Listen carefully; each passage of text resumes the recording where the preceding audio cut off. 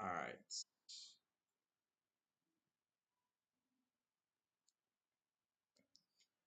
All right, second live stream of the day. Texas A&M is taking on Notre Dame. First big night game of the college football season underway at Kyle Field. Aggies fighting Irish going at it, and here we go. I'm excited to see this one. My Longhorns took care of business earlier today, got the win over Colorado State. So now it's time to watch our little bros at Texas A&M get going. Connor Weigman at quarterback, or Weigman. Connor Weigman at quarterback here, and this is a big year for him. I mean, this is a guy who's been injured. He was a freshman, obviously didn't play too much that year, and then of course was supposed to be the big time starter last year, but he got hurt in week 4 of last season against Auburn. He had his big season taken away from him. But now this is an opportunity for him to be great. Texas A&M has a chance. This is the year, man. They've got to figure something out with Texas and Oklahoma in the SEC now. A&M has got to figure out ways to win. Weigman, first play of the game, over the middle of the field. It's caught for a first down to Allen. Kyle Field is going to be rocking tonight as they take on Notre Dame, and A&M currently quickly hurrying up to the line here. But yeah, Kyle Field is going to be rocking all night long for the big game against Notre Dame, ranked 7th in the country. Weigman dropping back again, looking outside, pass incomplete. He sealed it over his receiver there. Weigman's obviously got a lot of potential. Former 5-star wide receiver. A&M lost their starting running back, Ruben Owens, so they're going to have to figure that out with Le'Veon Moss and Amari Daniels being the main guys for this team. They're definitely going to have to figure out that position, the wide receiver position, or the running back position, without Ruben Owens. So we'll see how that turns out for Texas A&M. Here we go. Weigman handing it off to, I think that's Daniels. Or is that Le'Veon Moss who got the carry there? I think it's Le'Veon Moss. Is that Moss? It's going to bring up the first third down of the season for Texas A&M. Cyrus Allen. All right. So there's their offensive line. They got a great left tackle in Trey Zune. He's a good player for sure. 3rd and 7 here for Texas A&M. Again, their crowd is going crazy right now. It is going to be a wild day at Kyle Field. And Notre Dame, I think they jumped. Weigman fires right side, incomplete. The flag was thrown, though, which means that it'll be an offsides on Notre Dame, which will make it a 3rd down and 7 to a 3rd down and 2, I think. So they will replay 3rd down from a lot closer, though, with the 5-yard penalty. Notre Dame had multiple guys jump over the line of scrimmage there, and they're going to give Texas A&M a much shorter 3rd down, 3rd and 2. So Texas A&M, they're ranked number 20 in the country. In many years recently, A&M has been ranked high, and they usually finish unranked. So this is obviously a big opportunity for them to disprove those narratives and actually finish the season strong. And this is a big chance for them to win, and you get a big win early on. 3rd and 2, running the football. They should have the first down, and they do. Le'Veon Moss picking up a first down for Texas A&M on the outside run. And Texas A&M, there they go. If you are listening, be sure to click the subscribe button for your boy if you're enjoying what you're listening to today. 1st and 10 for Texas A&M. They're into Notre Dame territory. So talk more about Notre Dame when they get on offense with their new quarterback situation and all of that, of course. 1st and 10 for the Aggies. Back to Moss. He barrels into his own lineman, though. It looked like he had a hole there, but he ran right into his own lineman, and he ends up getting stopped maybe a yard or two past the line of scrimmage. So it'll be a 2nd down and long here. So we'll see what Weigman can do here for Texas A&M. Connor Weigman. Oh my gosh, ODU is beating South Carolina. That's hilarious. 2nd down and 8 here for Texas A&M at the 47, I think. Yeah, Notre Dame 47. Weigman. And someone else might have jumped here again for Notre Dame. We'll see what the call is. If it's an encroachment, or if it is a false start penalty, this will be very interesting to see. But I mean, those Notre Dame guys are jumpy right now, but both teams are pointing at each other, so I don't know. And it's another penalty on Notre Dame that is back. That is two penalties on this drive on the Fighting Irish just for jumping over the line of scrimmage. And as you can see, yep, it was number 93, I believe, for no, not 99 for Notre Dame who jumped there. So now it is a second down and short. I think it's second and 4. So yeah, definitely Notre Dame's got to start playing more disciplined football here. 12 and a half to go in the first quarter. Weigman dropping back, pressure in his face, delivers over the middle of the field. It's caught for a first down by Texas A&M. Connor Weigman had a blitzer on his right side. He felt it, he saw it, and he throws a dime over the middle for a first down.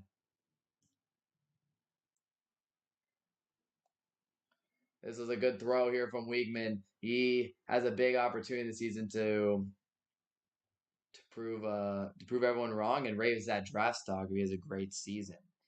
So a huge throw, and A&M already at the 24-yard line. Weigman dropping back, no pressure at all. He's got all the time. Now he can step up and run, and that's what he'll do. Weigman! As a camera person over there just got decked, but there's Connor Weigman picking up a solid bit of yards there. The Texas A&M offensive line doing a great job protecting their quarterback there. I don't even know who that is. Collins. So big news for A&M's offense this offseason. Obviously getting Connor Weigman back, but also adding a new offensive mind to the offense. You got, instead of Bobby Petrino calling plays, it's now Colin Klein calling the plays, the former Kansas State offensive coordinator. Second down and 3 for A&M. They're just outside the red zone. Weigman fakes the handoff. He'll dump it down. Oh my goodness. Dangerous throw from Connor Weigman. That was not a good play at all from the young quarterback there. That was scary. That was scary.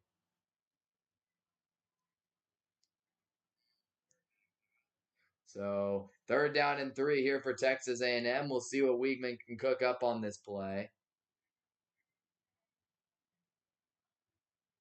This is a big third down, though, no doubt about that. Third and 3. They're inside the red zone now. At the 17. Weigman, pressure coming, dumps it off, incomplete. Oh, it went off the hands of his guy out of the backfield. Smith drops it out of the backfield, incomplete, and Texas A&M will have to settle for a field goal. If you are listening, be sure to click the subscribe button. This was a great job by Weigman, though. He saw that the blitz was coming, quickly got rid of it, but unfortunately for him, incomplete. Now Randy Bond will kick for A&M. He went 26 for 35 last season with a career high of 52. This kick is from 34, not too hard. From the right side, right hash. Bond's kick is up. It looks good, and it is good. Texas A&M scores on their opening drive of the 2024-2025 season as they add on a field goal. So A&M takes a 3-0 lead. Not a bad offensive drive. Honestly, I'd like, obviously I'm rooting for A&M to lose. I'm a Longhorn fan. They're our little brother, all that. But I got to say, I'm being unbiased, though.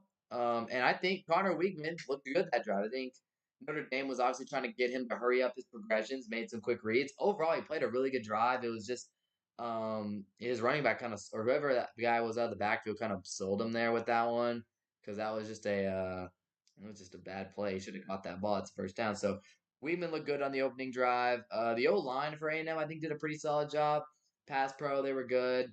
Other than the blitzes and stuff, they didn't really pick those up, but a couple good reps there. Not bad. But now I'm interested to see is how this offense goes. Because obviously with Notre Dame, they've got their new quarterback, Riley Leonard from Duke. He was pretty good at Duke. So we'll see how he does today. It's very important for him to play well today. They need this win. If you look at Notre Dame's schedule this year, it's super soft. I mean, they have it's bad, man. Notre Dame cannot afford to lose games if they want to make the 12-team playoff. I'm sorry, man. You just can't. You have 5 spots going to conference champions, and you just can't afford to lose games when you don't have that auto buy potential. Their schedule's horrible. No one's going to respect you if you lose to A&M. The playoff committee is not going to respect Notre Dame at all. If they lose to A&M, beat every other team on their schedule, and then lose to Florida State or USC.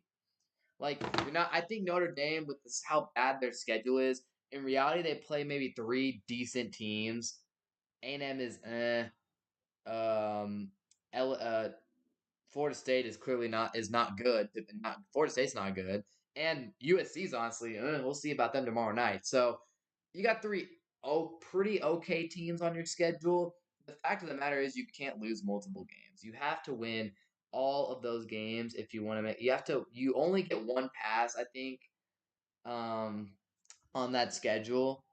So yeah, and honestly, like losing to Florida State is just really bad because I don't expect Florida State to be ranked very high or at all after this week. So, yeah, you got to win tonight. I mean, you got to start the season the right way because if they beat A&M tonight, it'll be smooth sailing until November 9th when they play Florida State, and after that, you finish up your season with the classic ND USC game.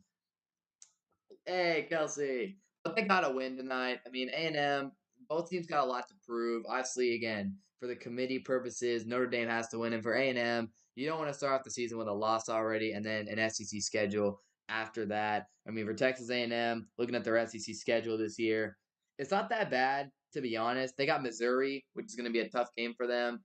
But they get that at home. LSU, all their hard games this year are at home is the thing with A&M. But like Texas is going to be probably their hardest game of the season. We play them.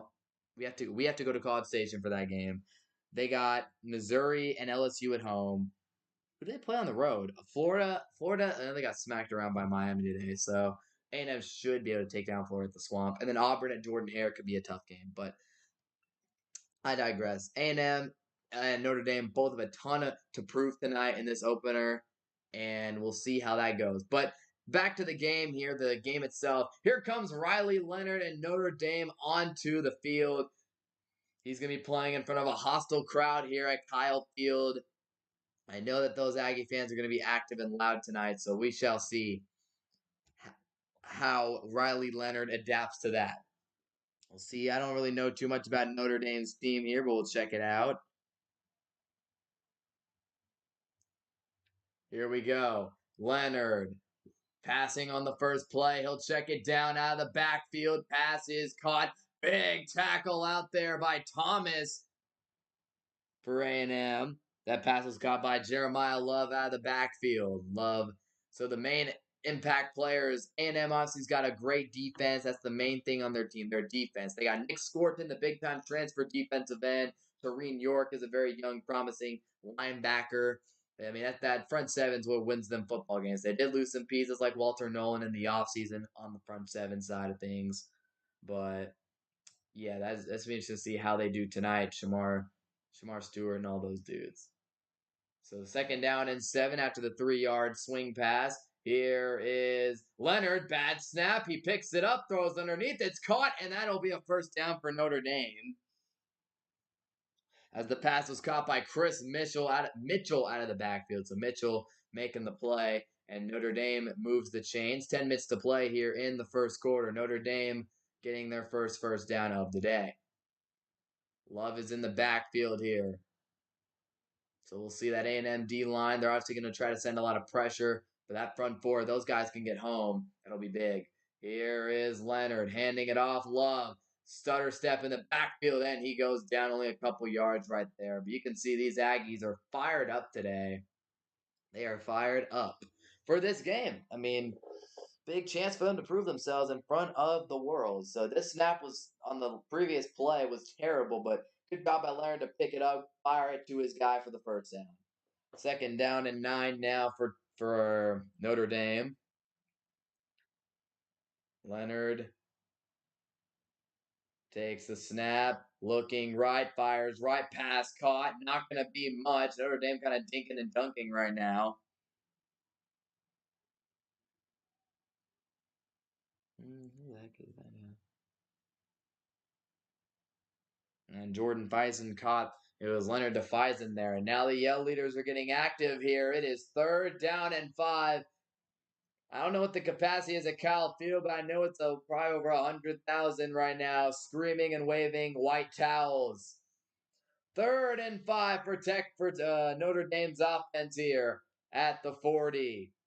Leonard, man in motion, takes the snap, looking, has time, running away. He's got mobility. Riley Leonard picks up a first down, and that might be a big penalty, and it will be a late hit from Texas A&M, and that could be an extra 15 and an ejection if they call targeting. We will see if they do end up keeping the flag on the field, but all I know is at the moment it is a Notre Dame first down no matter what. But will this end up being a lot bigger as Brooks with the late hit here from Notre Dame?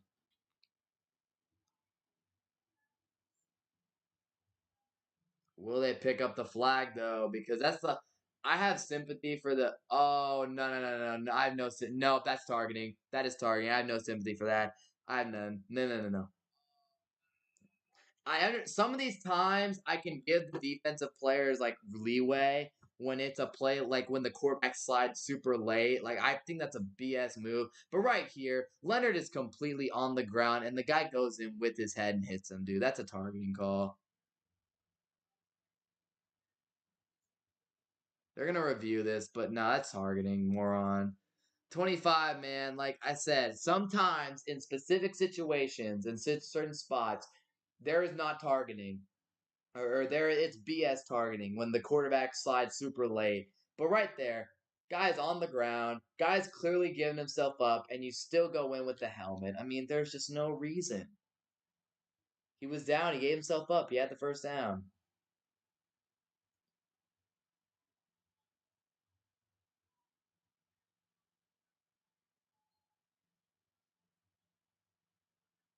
Still a great play though, no matter what by Riley Leonard.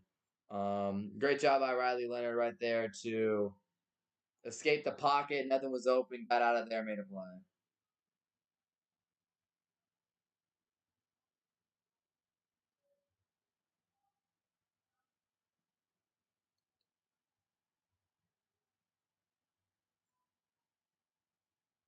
So there you go. That will be a 15-yard penalty for Notre Dame after the fact, and Dalton Brooks, the DB, has been disqualified from the game. He is done. Hate it for the guy, man. I mean, obviously that sucks for him. Such an idiot play, man. Like, what are you doing, dude? If I'm an A&M fan, I'm pissed right now. There's just no reason to lead with the helmet when the guy's clearly on the ground. Like, there's just no point. So after the penalty, it'll be Notre Dame at the A&M 35-yard line. Leonard taking the snap, he'll hand it off, and this will be stopped in the backfield. A&M was all over that one. They were all over that one right there. Props to them. That was a great play from Texas A&M's defense. As Jadarian Price had no chance here. The Aggies were all over this one in the flat. If you guys are listening to the live stream, be sure to click the subscribe button. And here was the run, and Texas A&M was all out there. Ratcliffe was out there, made the play. Ratcliffe, I'm not sure. So that'll bag Notre Dame up 3 yards after that run play. Riley Leonard takes a snap, drops back, fires right side, and incomplete there on that one. Don't really know what happened on that play. May have been a miscommunication between QB and wide receiver, and it'll be a 3rd down. We'll watch this play back here. He was going for 6. He broke back inside, and it looks like that was just a complete miscommunication between the QB and his wide receivers. So, 3rd and 13 now. We'll see if A&M can get off the field on this 3rd down. Leonard in shotgun, 5 wide.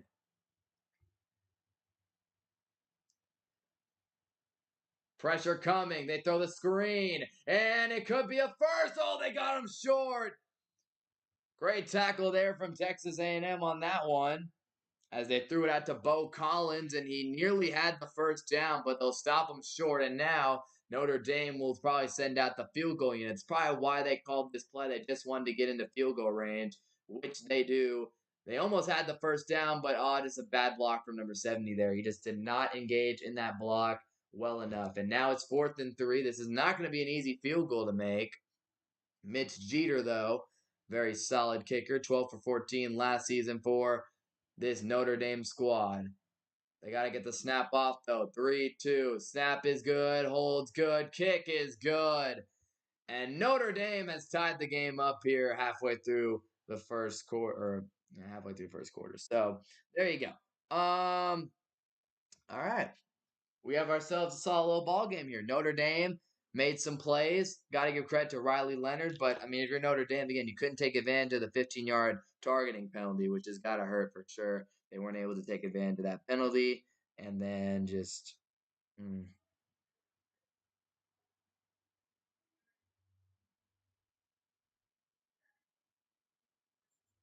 mm,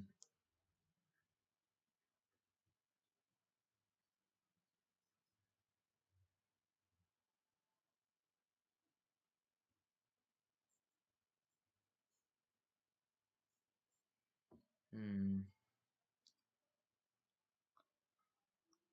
wow.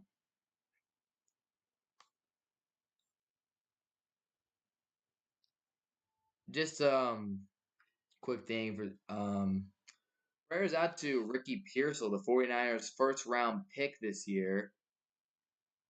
49ers first round pick. Prayers up to him. Appears he was shot out in San Francisco today, and I think he is in. I think he is gonna be all right. I think he's in critical condition at the moment, but I think he'll be okay. But obviously, prayers out to him and his family, because that's just something horrible. That's just horrible. So he's in stable condition, um, but again, just something that should never happen, and just man, that's crazy. I mean, that's the problem with San Francisco, man. That's the problem with San Francisco, man. That city's just so much bad crap going on. So again, just prayers out to Ricky and his family. Hope I mean glad he's in stable condition. Just that crap should never happen. So just wanted to say that. I just saw something about that. And I was like, man, that's just awful. That is awful. So yeah, hopefully he'll be all right though. I think he will be okay, thankfully. So never want to see that. Sad that people is a robbery attempt. Sad that people go to such lengths just for like a little Rolex watch was what the deal was. Like it's just something that should never happen, man. It's so stupid. So stupid. So back to the game here. So both teams filling each other out. A&M opening drive. Weekman made some good throws, got him into field goal range, but they stalled out. Notre Dame, just again, they're kind of running conservative play calls right now. They haven't really gone downfield too much. Leonard kind of bailed them out of that last drive with that big scramble, and then of course they got bailed with the targeting call. That was huge, but Notre Dame wasn't able to get in the end zone. So I think that's a win for A&M. Honestly, defensively, is that you got the targeting call and yet you still didn't give up a touchdown, forced them to make a long field goal. So end of the day, both teams went down, got three, and now we'll have the next drive coming up. So this should be interesting to see. But yeah, Notre Dame was definitely not doing anything too explosive. They're just kind of dinking and dunking down the field. So they're definitely gonna have to figure that out because again against A&M, running the football is probably not going to be the best way to beat them because that's their D line's great. So A&M's freshman Terry Bussey. We'll see how much Bussey gets active tonight. They're a young freshman, big time two way. I don't know if he's two way for them, but Bussey's obviously a very explosive, athletic player. So kicking it back to him, we'll see what he does if he gets the ball in his hands. But this kickoff is going to go through the end zone for a touchback, and it'll be Aggies back out there. So opening drive from Texas A&M. Didn't see Noah Thomas or Jade Walker make any plays. I did see some plays from some other guys. There's Dylan Gabriel throwing his first touchdown as a member of the Oregon Ducks to Tez Johnson. That dude is broken on college football 25, no doubt about that. But didn't see anything like that. So if y'all listening, be sure to click the subscribe button to help the channel out. But didn't see anything crazy like that. Anyone else getting the ball? Le'Veon Moss, the starting running back, he got the ball a couple times as well. So here we go. A&M motioning Moss out of the backfield here. Wiegman looking, has time, fires out, route incomplete. Miss Moss. That's the second missed throw from Weigman on that side of the field. He threw opening drive, he oversailed a pass, and then that play, he missed the throw there. And again, clean pocket. Weigman's got to be able to hit those. Those are easy out routes. Those are easy hits. So Weigman's got to be locked in. That's a bad miss. You cannot miss that throw. Just can't. So Al Golden, the defensive coordinator for Notre Dame, hoping he can shut down this Texas A&M offense. Connor Weigman. And down in 10, Weigman. They go to Bussey. He's got a hold of his jersey from way out, like 5 yards away, and he still had a grab of Bussey's jersey there. So obviously Texas A&M, they're going to try to use the true freshman any way they possibly can. The athlete he is. Right here, they get him down the back. They had him in the backfield. He grabs a huge hold of that jersey, grabs onto it for dear life, and then tears part of it off as Bussey gets tripped to the ground by his own jersey, which is kind of crazy, but like Texas A&M, obviously, they're going to use him as a gadget player, offensive weapon that he is. So, third down and 10 for Texas A&M's offense. Weigman, can he make a big third down play? Did Notre Dame jump again? They may have. Weigman, sideline throw. Incomplete. Flags are flying, though. There were multiple flags on the play. I think they got an offsides, and there was pass interference at the end of this play. So I don't know what they'll see what the officials do here, but I think this is going to be pass interference as Marcus Freeman is pretty mad right now. And that's just a Notre Dame. I mean, what are you guys doing? Like, that's the third time a Notre Dame player has jumped off sides today, and it's only the first quarter. So clearly some discipline problems with the Fighting Irish. And then right here, Cyrus Allen interfered with here on the right sideline. And of course, that is what Mike Elko will choose to accept the 15-yard penalty on Cyrus Allen here, the receiver Allen who was interfered with on the far side of the field. So, or the near side of the field. So, yeah, just clearly Notre Dame having some discipline problems. Again, that's a big win for A&M. It was third down and 10, and they get bailed out with a free play and then a pass interference. So Notre Dame jumping offside 3 times in the first quarter, definitely not the type of football you want to be playing. First and 10, and they'll go to Moss here. Le'Veon Moss hurdles over, and he picks up a solid gain on that one.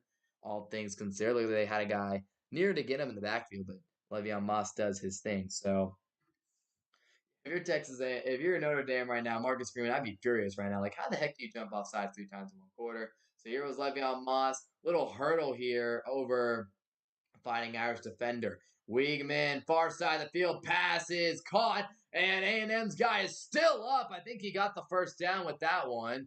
Number 9 for A&M with the catch there on the far side.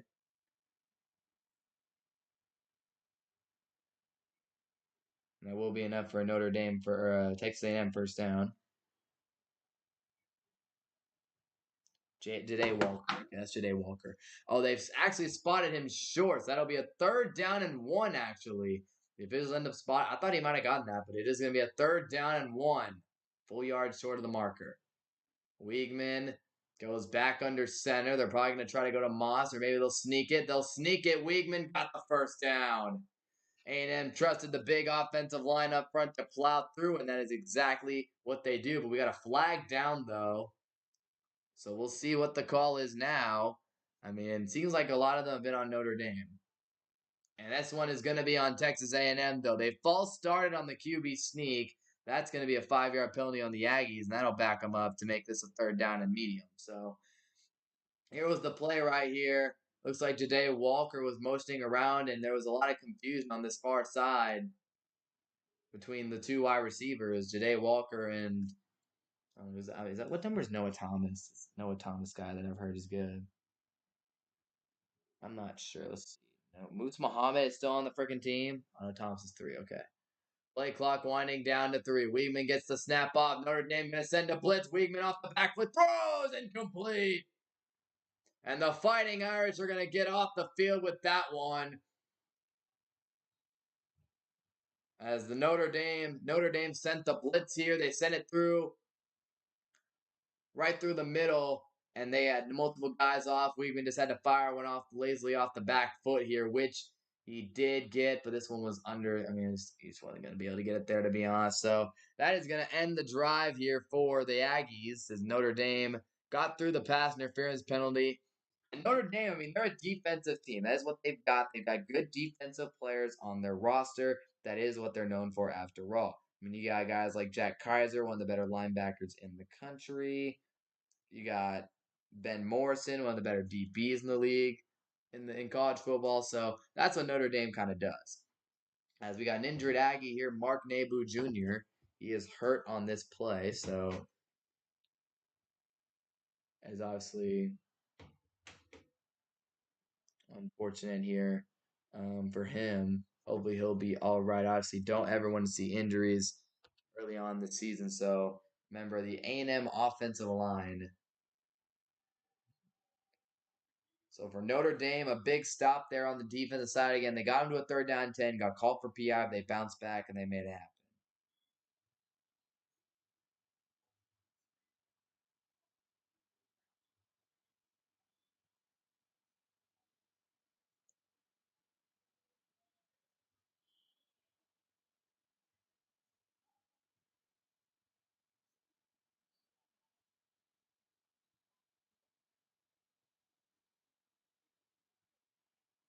So A&M will now punt the football here. If you're listening, be sure to click that subscribe button to help the channel out. So here we go. The punt is up deep into Notre Dame territory. And oh man, look at that was kick out interference. That was close, but we're good.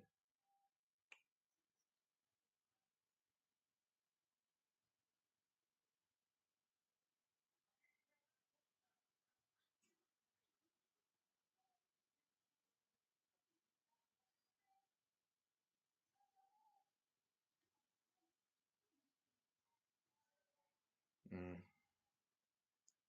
Well, there you go. Just overall, Texas A&M punting the ball again. They're kind of looking like, I mean, their offense is looking kind of mediocre. That's the big concern with Texas A&M this year.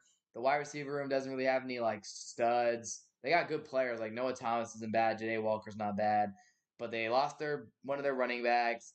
Weigman, we'll see what's up with him. I think he's pretty solid. And then the offensive line is a big point of concern for Texas A&M this year.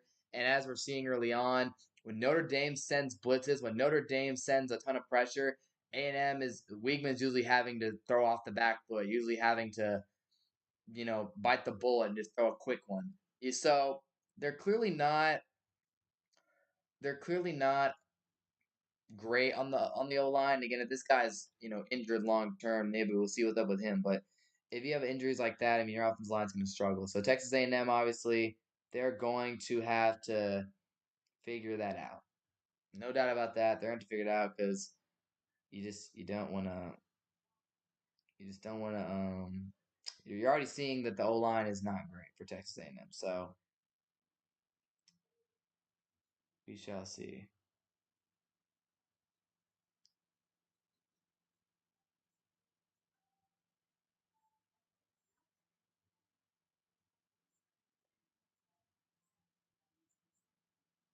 Hmm.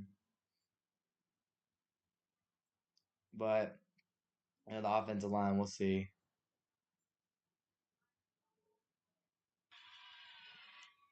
We will see.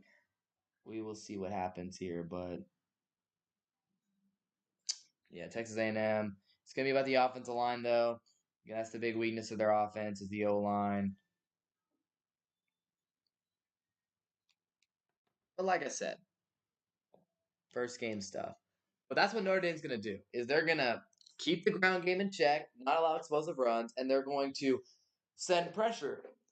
They have confidence in their DBs. They have some good ones, but they're gonna trust that they can get pressure on Connor Weigman and they can control the clock on offense. I don't know really. Honestly, Notre Dame's first offensive drive really didn't inspire much confidence in them, in my opinion. I did not really think what I saw from Notre Dame in their opening drive. I didn't really. I wasn't a fan really of what I saw. I saw a lot of dumping down, check downs. I don't think that they're gonna be able to run the ball very effectively against this A&M front.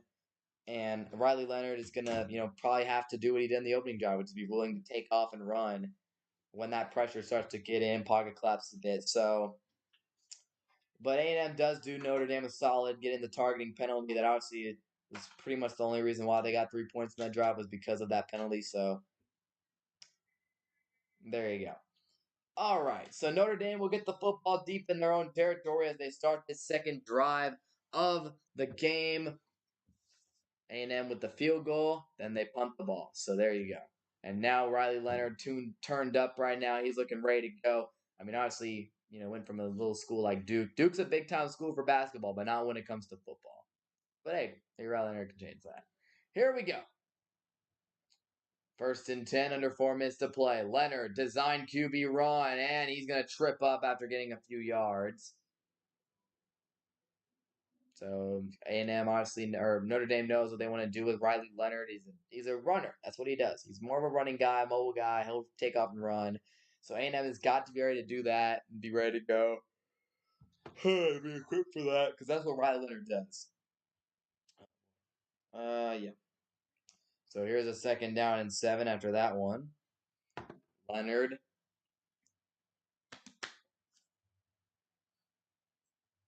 takes the snap. Leonard throws middle and nearly intercepted. This was not a good throw there. They tried to hit Bo Collins over the middle of the field, and that was a very, very dangerous throw. We'll bring him a 3rd down and 7, but Leonard, again, so many checkdowns. It's very annoying. Very annoying. I do not like watching checkdowns. And right there, he tried to throw to Bo Collins, and it was incomplete. 3rd down and 7 now for Texas A&M. Leonard trying to make adjustments at the line of scrimmage. 3rd and 7. A&M's got a 3-man line. They're going past coverage. But they got guys in the box. They're sending a blitz. And no, they couldn't get Leonard down. He'll stand up. Oh, he couldn't get it to his guy, though. Oh, my goodness. The blitz got in. Leonard stayed up. And he had his guy open in the flat there, but he just didn't get it to him. This was a really poor job by Notre Dame, though, on this blitz. I mean, this guy got in untouched right here, right through the line. Leonard somehow stayed up, and if he could have just if he gets that off the 22, that is a massive play. He was wide open with green grass ahead. Leonard, he just couldn't get it. There was too much pressure, and I guess he just short-armed it, so absolute killer there for Notre Dame. What could have been a big play. Now they will punt the ball. That did not look good off the foot, but it ends up taking a pretty decent bounce, and it'll bounce all the way to about the Texas A&M 37, the Aggie 37, and that's where they'll down it. So, yeah, I mean that's just man. Props to Leonard for at least extending that play and keeping it alive. That easily could have been just a quick sack. But man, if he gets that throw off the 22, who was wide open, oh man, that dude's got green grass for ages, dude. Oh man, but either way is what it is. So,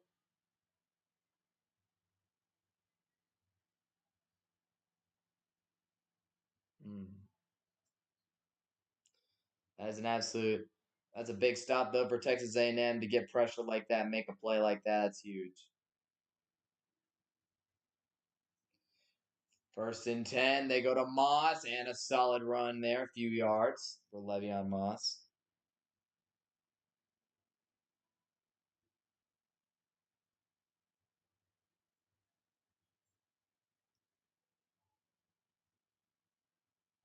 Yeah, I want to see how ODU.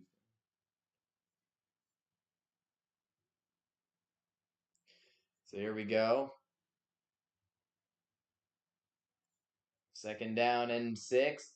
Weigman, time, pumps, and he'll run. Connor Weigman gets the 1st down, dives forward, and he gets the 1st down there for Texas A&M.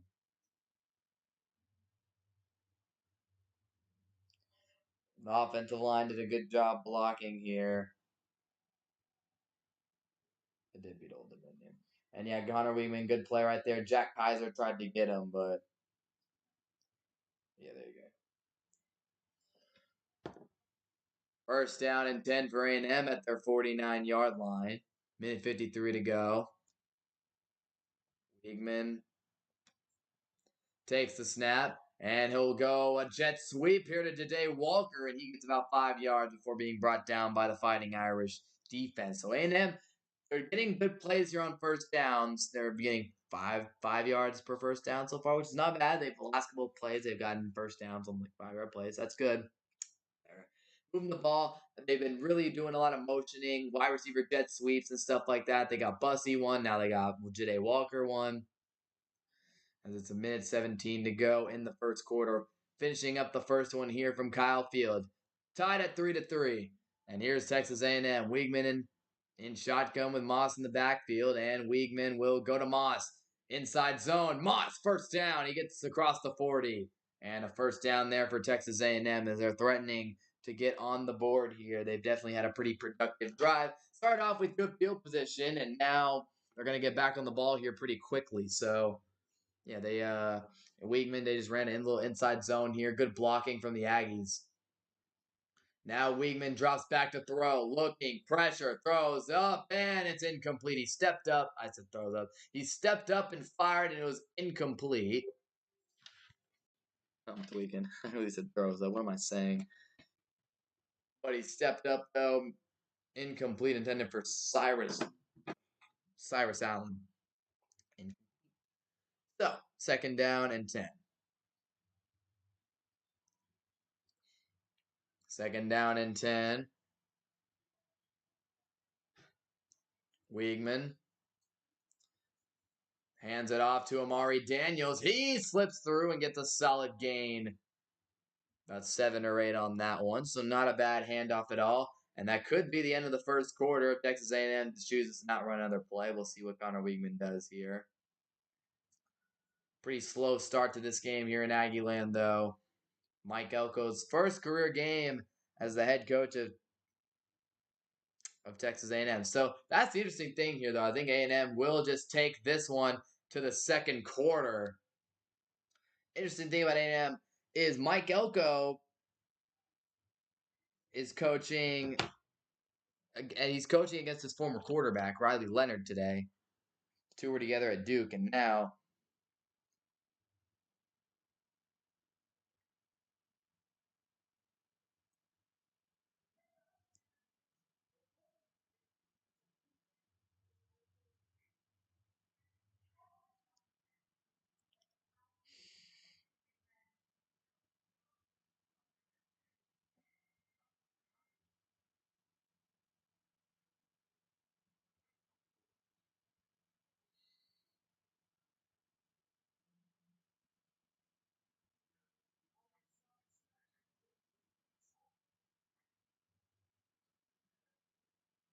hmm.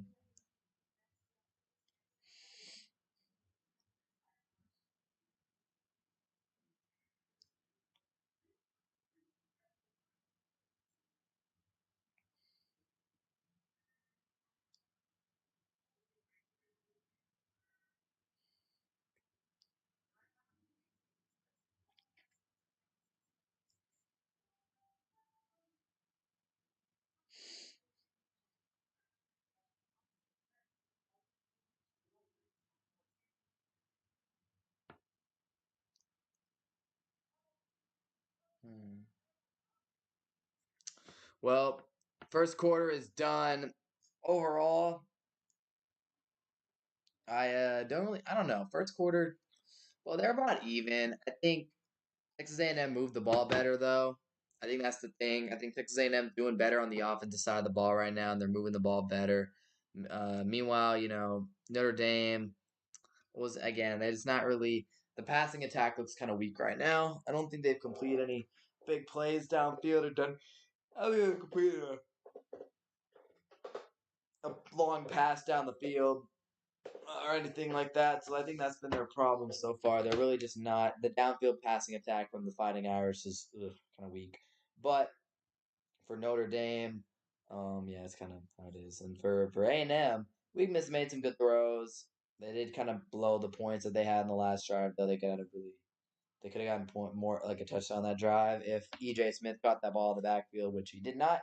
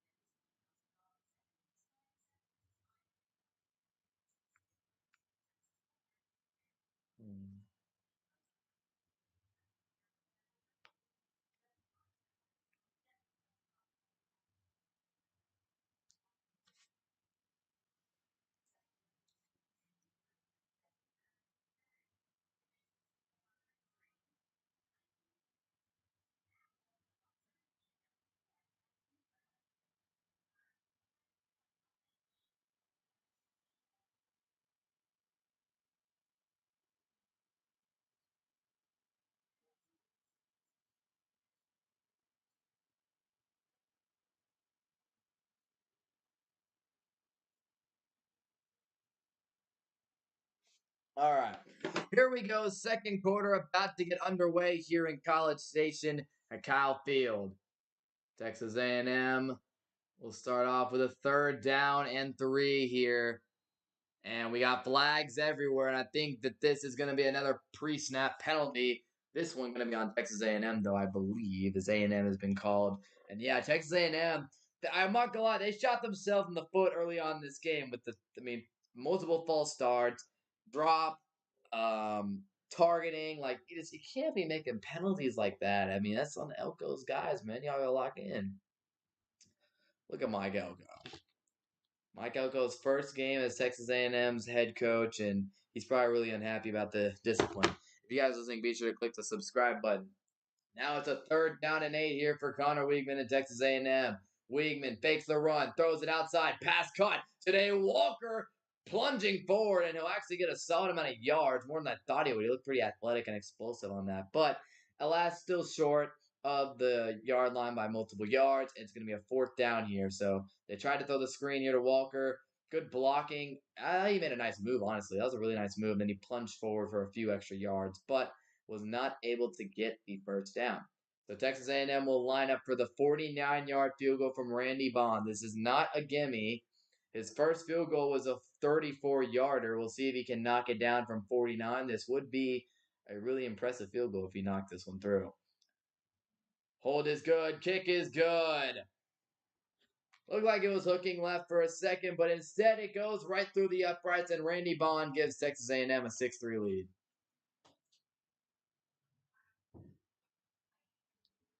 So 2 field goals from the Aggies on 2 of their first 3 drives of the day, and now Notre Dame will get the ball back. So there you go.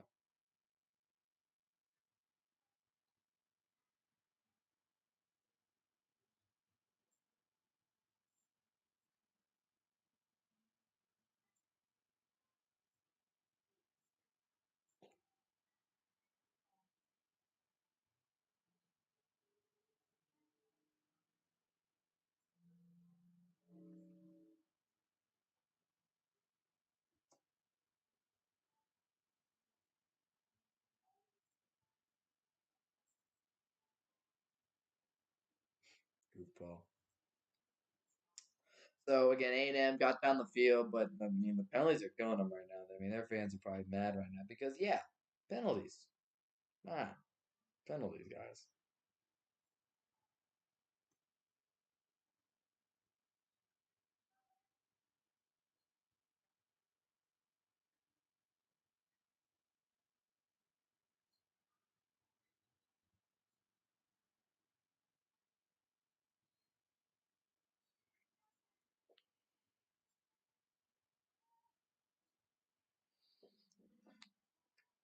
So there you go. 6-3 lead though for Texas A&M.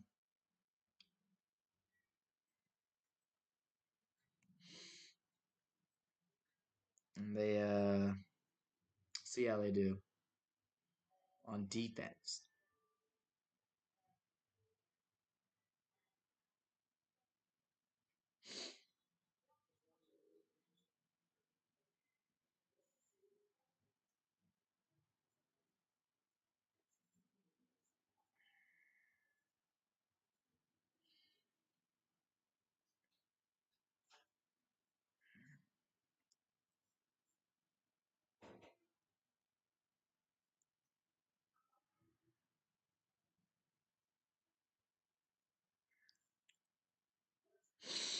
Uh, yeah, if you're this is a big drive though for Notre Dame.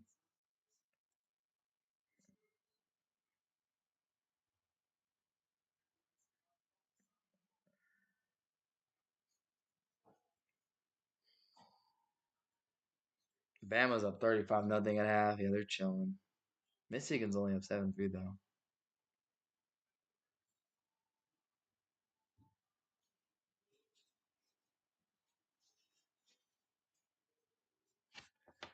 Mike Elko, he did a good job with the rebuild at Duke. Obviously, that's been his thing. Is Duke? He's a defensive-minded coach. It's what Elko does. He's a defensive coach. He's going to come in and build your defense. He helped Wake Forest defense. He helped Notre Dame's defense, and then he went to A&M when he was their defensive coordinator, helped their defense. Elko's defenses are usually good. He's a good defensive mind, and that's what Texas A&M needs. The SEC, you got to be able to play defense. You're going to have hard-hitting offenses. I mean, SEC is more of a defensive league, but you also got your big offensive powerhouses like your LSU's, your Texas, your Missouri's, teams like that are big on offense. So you got to have it happen. But Elko's kitchen. Elko be getting those recruits. And he also ACC Coach of the Year. ACC Coach of the Year, but he also was able to bring in good recruits, 4 and 5-star recruits, 34 over the last couple years. And so obviously I think Elko's a decent coach. I think he'll bring a better culture to A&M than Jimbo did. That's one thing I can say positive about Mike Elko. Here's Riley Leonard. He'll fake the handoff, throw it out in the flat, incomplete as he went. Try to make a little RPO play there. That did not work out at all for Riley Leonard and his Notre Dame team here. So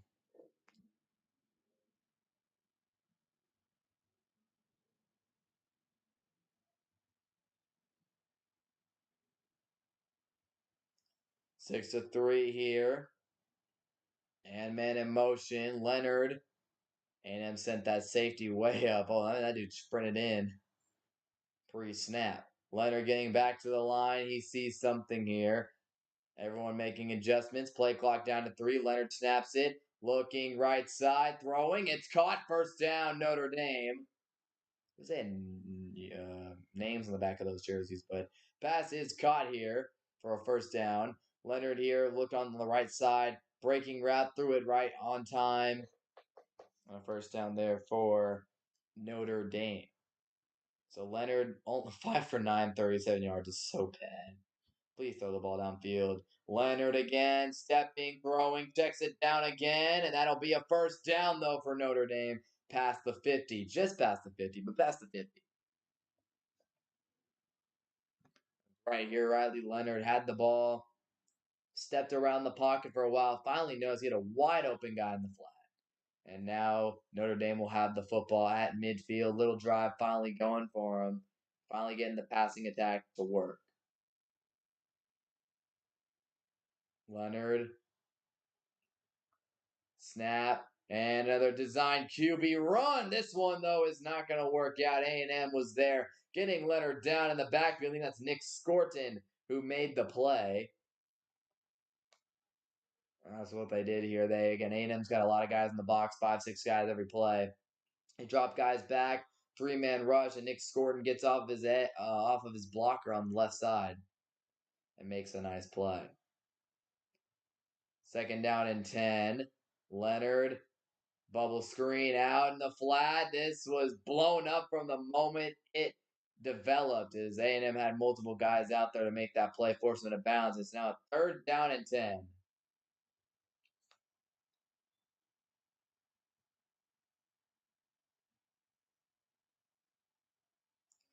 They threw this bubble screen out there, and yeah, just not good blocking on the perimeter from Notre Dame at all. Third and 13 now for Notre Dame. Leonard. He'll run. Right side. Does he have anyone? No, he does not. He'll be forced out of bounds at the line of scrimmage, and Texas A&M gets another stop. So A&M defense locked in on this play right here.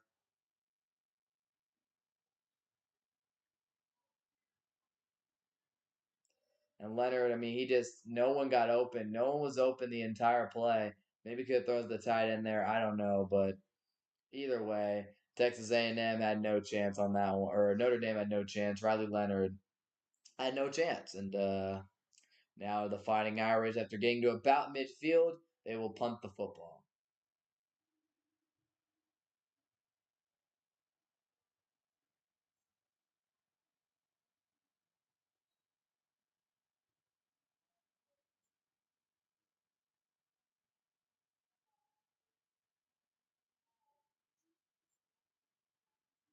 So now they have to Notre Dame forced to use a timeout here as it was a delay game. It would have been a delay game if they did not do that.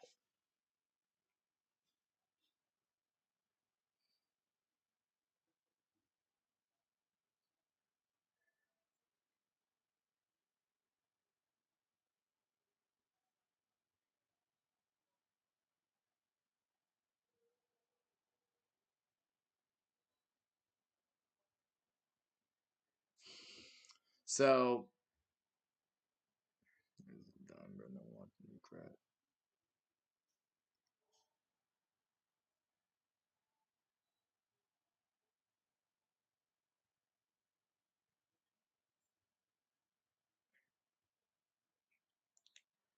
punt the football now.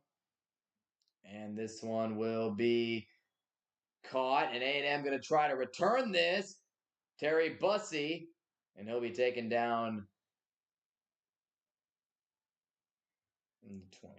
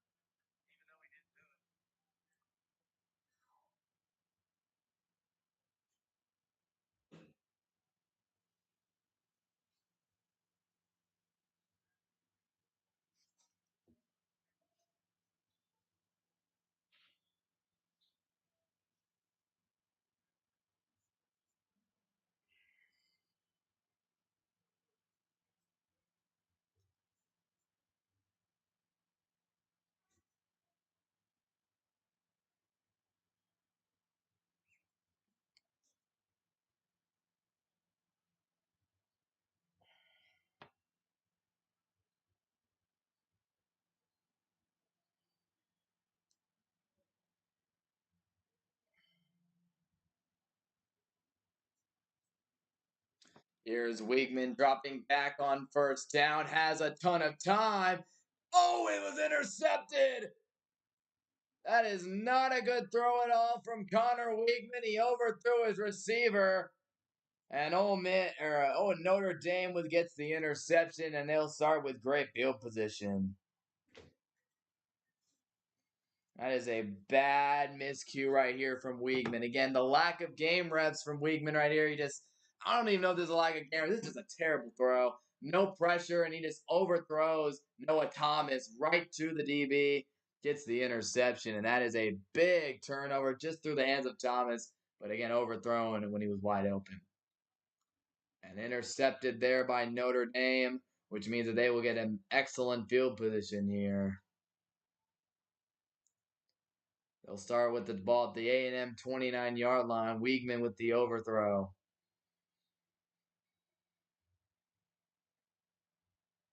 Motioning a man inside, and they'll run the football.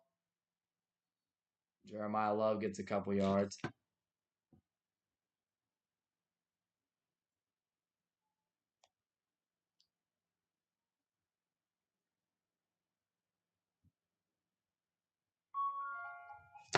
But yeah, Wiegman, man, that was a bad throw, Connor. Oh, Moose Muhammad's still on their team, dude. What the heck? So A&M leading 6-3, and now Leonard will run it. Can they get some blocks? Yes, they can. Flags are down, though.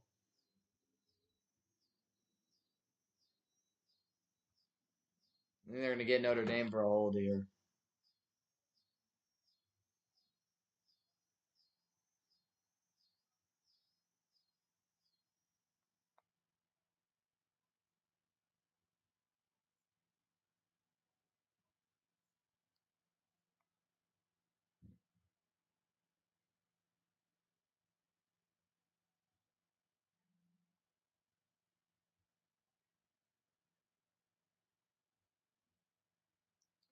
So now that'll make it a second down and long here at the 35. Second and 16 to be exact. Here's Leonard. Bubble screen again outside. And this is Bo Collins. Can he stay in bounds? He'll get a pretty solid gain, though, on that one. Make it a third and manageable for the Fighting Irish.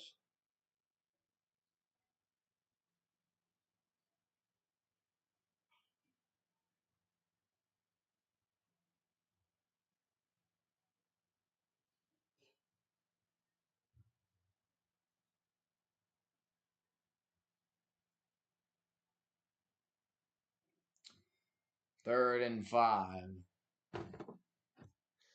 Notre Dame has only converted 1/3 down today. They need to try to get this one. Leonard fires right side, and is there going to be a flag? Yes, there is. Penalty on Texas A&M. That's going to be pass interference on the Aggies. Elko is not happy with the official there, but this is going to be a pass interference call. You never Chappelle, dude, or Tyreek Chappelle or whatever, dude. You never look back for the ball. He just got up in the guy. I mean, he probably sold it here, but he just got up on his girl and just didn't allow him to make a play on the ball, dude. Like, I don't know what to tell you, man. I don't know what to tell you. You gotta at least try to play the ball. So Elko is pissed off, but that will give Notre Dame a free first down, a first and goal actually. So there you go. A&M will. That is a big penalty right there, though. Definitely a big one. So here we go. Four penalties on each team. Notre Dame's got 34 penalty yards. A&M's got 40. Both teams playing undisciplined. So first and goal up the 9, and it'll be Love cutting it inside. Good defense there from Texas A&M, though.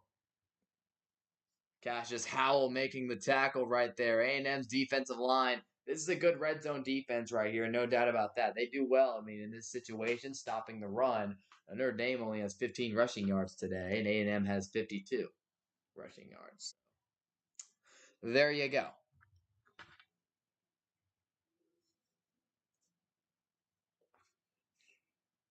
So here it is, Riley Leonard.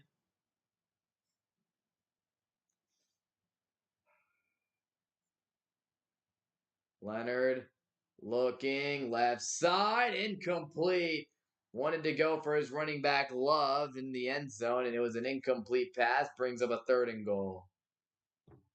I don't know. They went 5 wide here on the goal line, and He threw this one up, fade ball. Love never went and adjusted back for it. Just a little too far to the outside.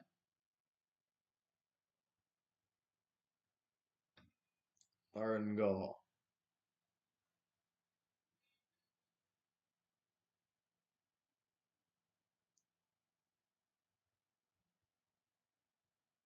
Third and goal from the 9.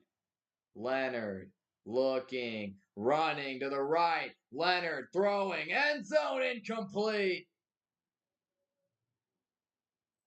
And the Aggies are going to get the stop. The goal lines, I wouldn't say goal line stand. They're going to get the stop here, though. As you look at this play, this good contain. Leonard couldn't get out of the pocket until the very end. And this throw, oh, he might have had 22, to be honest. He might have had 22. There's an injury to an A&M player, and I think that's Nick Scorton, their new transfer D end.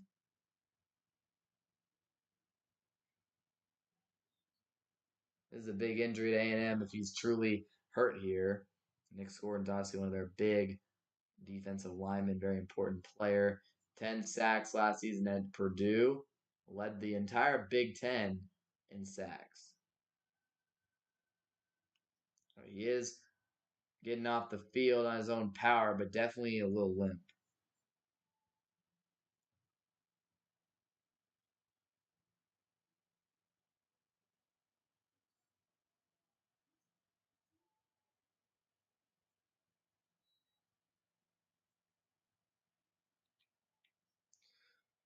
So Jeter back out there here.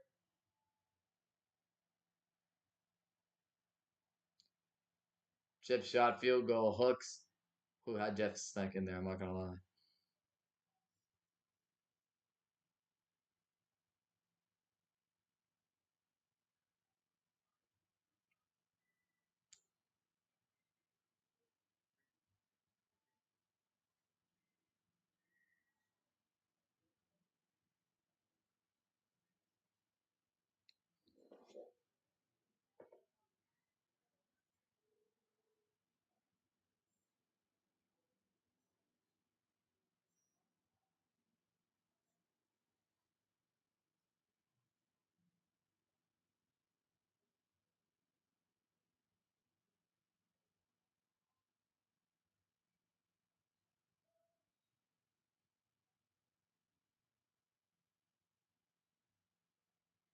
So there you go, man. That's how the game's been going here.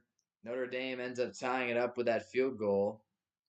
A&M though, you got to be happy if you're Texas A&M though with that stop because either way, you got out of the Connor Weigman overthrows and that. I mean, only gave up 3 points when Notre Dame started their drive at the 29. A&M's defense looks good as expected. Offense not so much because Connor Weigman. Oh man, that was a bad overthrow. That was a bad overthrow from Connor Weigman there, and you just can't have that. I mean, it should have been a routine completion. He throws an interception, but overall, Notre Dame again they started to find some life on the offensive side. They started to throw the ball, but again, A&M's defense looked good. We'll see what the problem is with Nick Scorton though, because that's a huge loss if he's out for any drive, any extended period, any time today. They need Nick Scorton. He's a key component of that D line. So they're definitely going to need him to.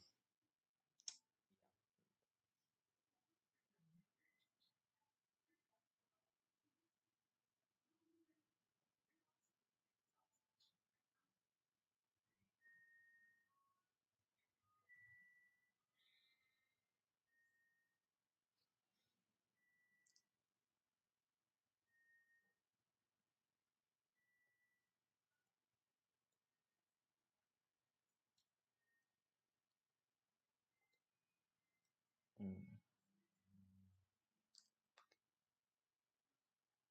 mm,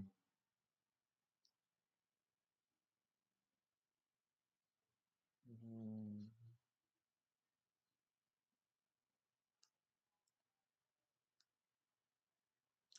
So we're tied 6-6 here in College Station as the Aggies and the Fighting Irish are going at it here.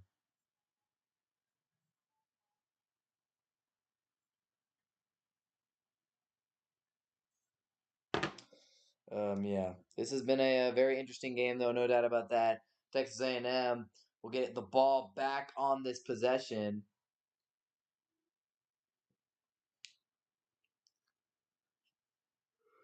With about 8.5 remaining here.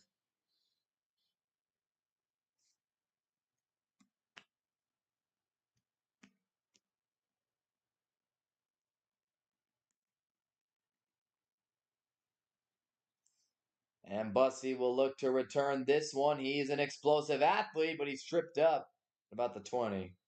That's where he will reside.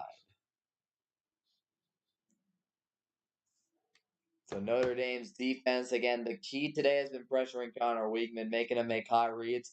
That interception, again, from Connor Weigman on the last drive was atrocious. So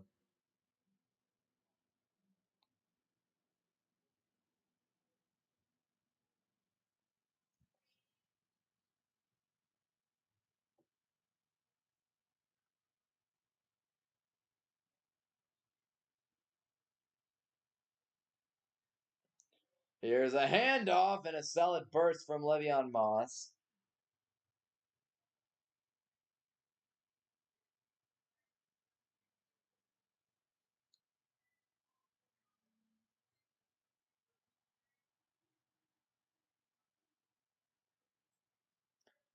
Weigman, left side of the field, pass caught. And that'll be Cyrus Allen making the catch right there.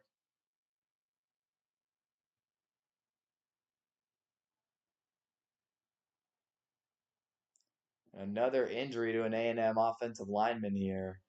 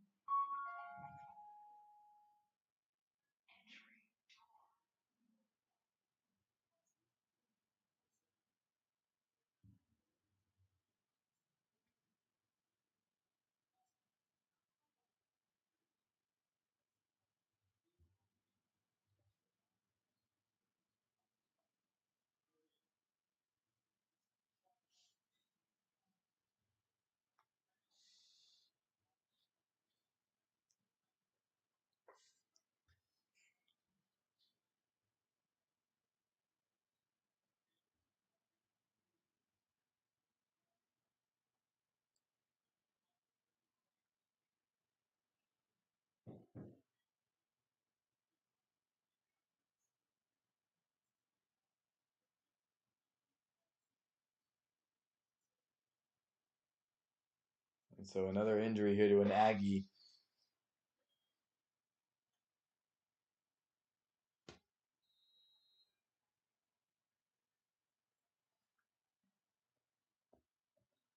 All right, so A&M will have a new set of downs here, though. 1st and 10, and they'll hand it off. Moss, oh, he's tripped up in the backfield.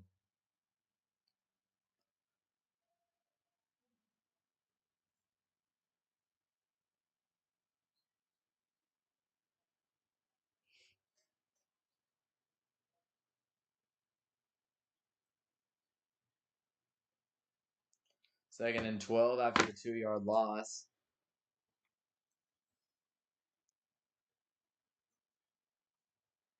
Weigman, slant pass incomplete. Notre Dame's defense has been active today. They've been making plays. It's going to be a 3rd down and long here.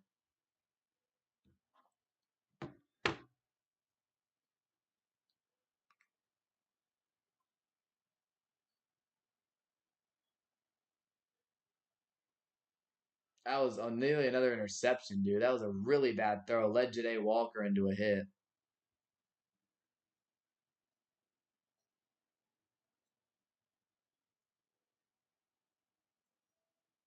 Weigman on 3rd down. He's got pressure. He's going to go down. Notre Dame gets him. Connor Weigman goes down quickly there as Notre Dame got through.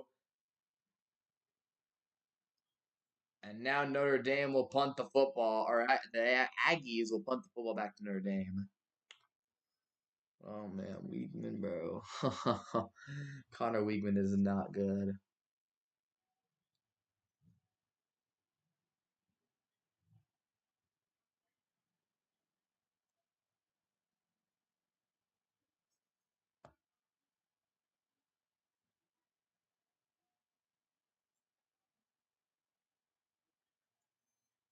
And now A&M will punt the football away. And this is actually a really good punt from A&M's punter. This will be down inside the 15. Not bad, not bad.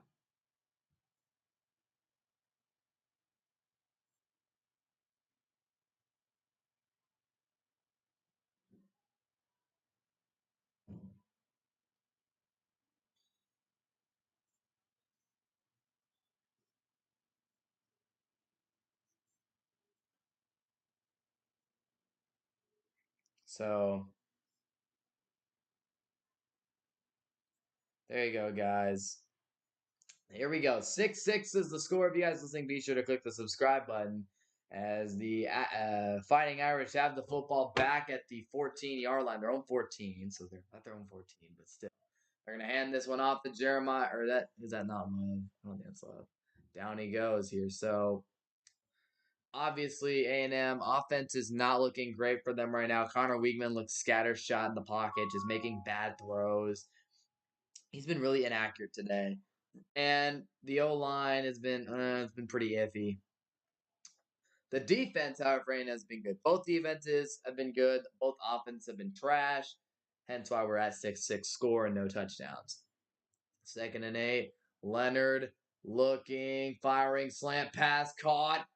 And I think that the way that was tackled is going to keep Notre Dame short of the sticks, I think. We'll see where they spot the ball. But I thought he might have been a little short. No, they spot him first down. Okay, never mind. As number 6, that was an awkward looking tackle right there. And number 6 for Notre Dame is struggling to get off the field. So hopefully he's all right, but that was not a good play at all. And it was Jordan Fison who's hurt. Leonard hands it off up the middle. Big run here for the Notre Dame Fighting Irish, and a big run. 24 is out of there. Flag is down, though.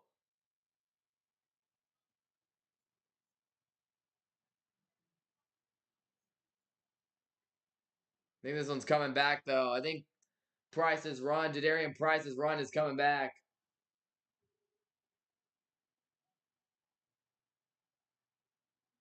And it is a holding on the offense. That is a killer. Marcus Freeman is clearly unhappy. That is a killing penalty right there. I mean, it's been that night for both teams. Been that way for both teams all night long. Penalties, penalties, penalties, penalties.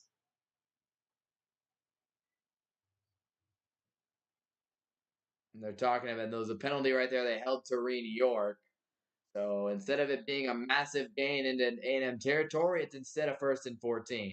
As Nick Scorton is back out there for A&M. They're at the Notre Dame is at their own 20. Leonard back to Love. Can he get the outside? Yes, he does. Jeremiah Love. He's not out of there, but he does get a big run. He'll be at about the 50-yard line, though, so that's about a 30-yard run for Jeremiah Love. He was not able to crib this one, but he was able to get a huge gain. They finally get it. He cuts to the outside, and he gets around a lot of people right there. Again, forced out of bounds by Anderson, but they're about the 50. Jeremiah Love with the first big run of the night.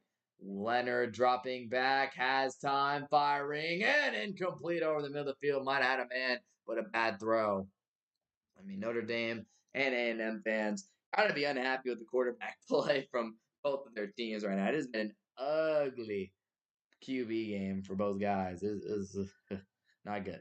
Not good, I'll say. It's been pretty bad. So, who's that? Was that 10? Jaden Grouse was eyebrow. That was good. So here we go. 2nd down and 10 at the 49. Leonard handing it off. Love again. Bouncing around. Makes a nice cut. Crashes forward, and he gets just about a yard short of the marker. A little bit of a yard short of that marker. Not bad. Not too shabby. And I think they might have spotted him the first down, which I thought he was short, but as his shoe actually ended up coming off during the play. And a new set of downs, though, for Notre Dame. Leonard trying to hard count him here. If you guys listening, be sure to click the subscribe button. Help the YouTube channel out a ton. You're listening. Listening to. So, 1st and 10 here for Riley Leonard and Notre Dame. Leonard Continuing to hard count. Now he gets the snap off, and we got a flag down. Was it a false start? It definitely was a false start.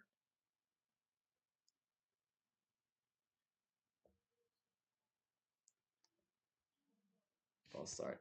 Look, it might be the crowd, but or I don't, honestly, no, I don't even. You can't blame the crowd. Notre Dame is an extremely undisciplined football team. They have committed so many freaking penalties. A&M's committed their fair share, but A&M's have been like big penalties, like PIs, targeting, stuff like that. A couple false starts, holding stuff. Notre Dame has 6 penalties. So many false starts, so many offsides. How, man? Like, I understand it's the first game. Like, there's no way you should be that undisciplined. As they're gonna get it here to number 2. It's just so undisciplined. It's crazy. So Jaden Harrison was the one who just got the jet sweep, but yeah, it's crazy. I'm shocked right now. I'm like, how in the freaking world have you gotten called for that many pre-snap penalties tonight? It's unbelievable. So under 3 minutes to play here, they've done a good job running the football this drive. And it's going to be a 2nd down and 8 here at the A&M 40. Leonard, snap, looking, and pass batted down by Scorton at the line of scrimmage. And he's already making his impact felt here in College Station. Nick Scorton's been all over the place making plays. TFL, batting pass down. He was up here in Riley Leonard's face, got the hand up, batted down as he was looking to throw. I don't know what he was looking to throw, to be honest. 3rd down, and Anus Scorton will come off the field for this big 3rd down. Crowd going crazy. Kyle Field is rocking.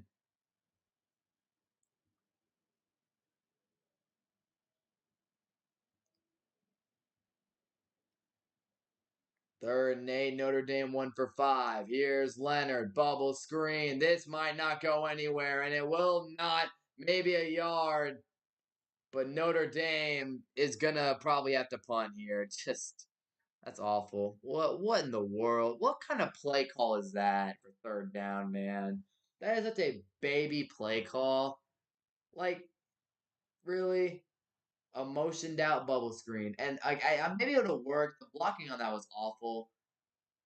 And they're on the field here. Their offense is on the field here for 4th down and 8 because they don't think, I don't know what they're doing here. I think they're just going to stay out there for the 2-minute warning. Yeah, okay. Just try to maybe see if A&M would do something stupid. They do not. 2-minute warning, though, has hit College Station. It is 4th down and 8 for Notre Dame when the game comes back. So, just really bad. I don't know what Notre Dame, I don't know what A&M's doing or Notre Dame's doing. These teams both, their offenses both suck. Just being honest, these offenses suck.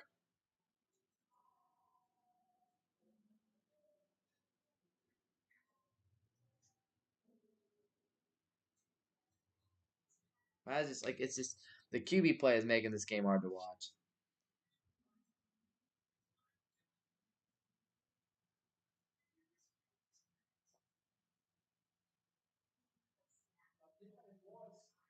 Hmm.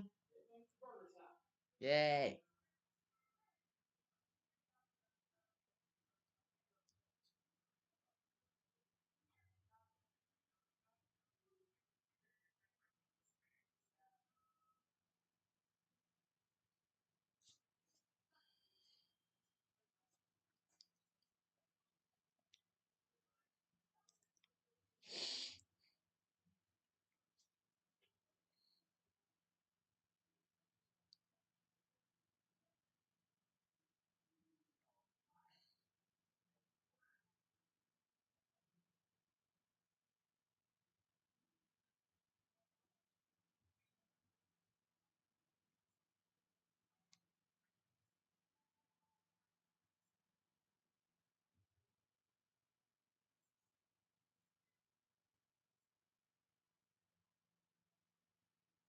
Hmm. But yeah, nah, this game, the quarterback play between both of these guys is just it's bad.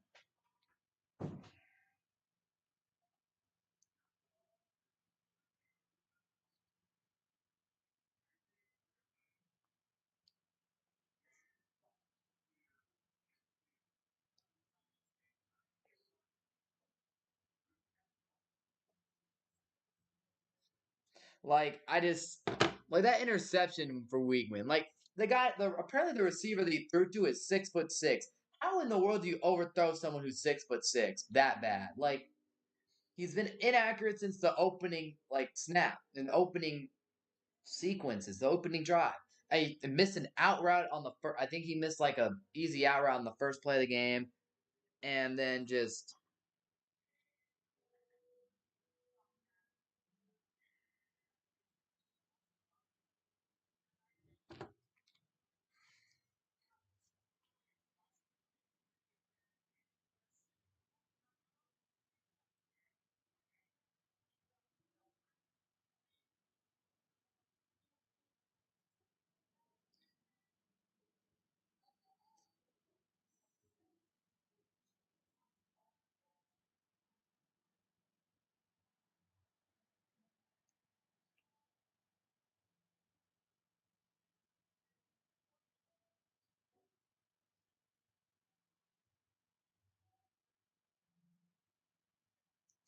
so it is 6-6 here in the second quarter.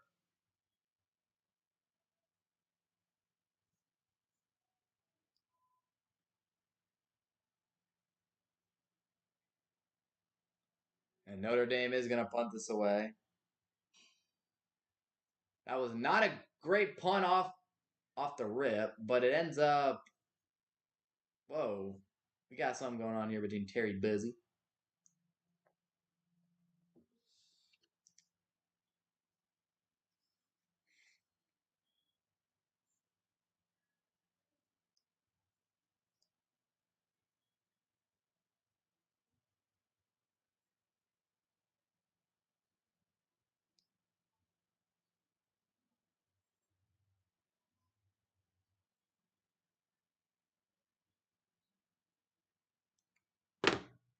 So Weigman will see if he can lead A&M on a big drive here to end the first half.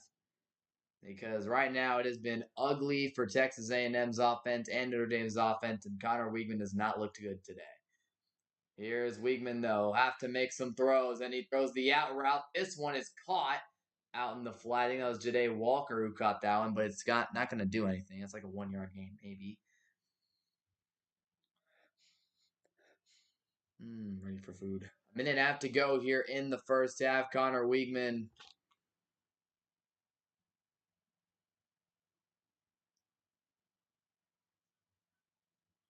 He'll hand it off to Le'Veon Moss.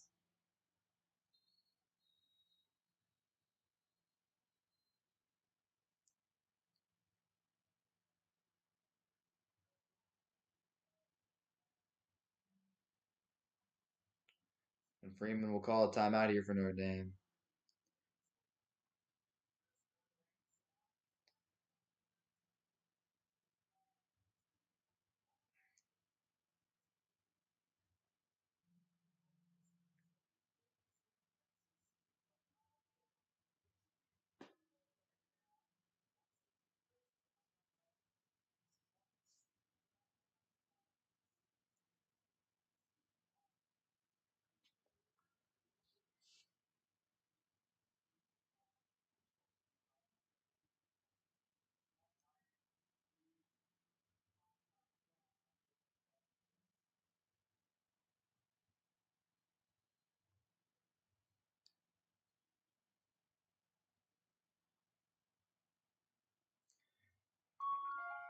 Third down and 5.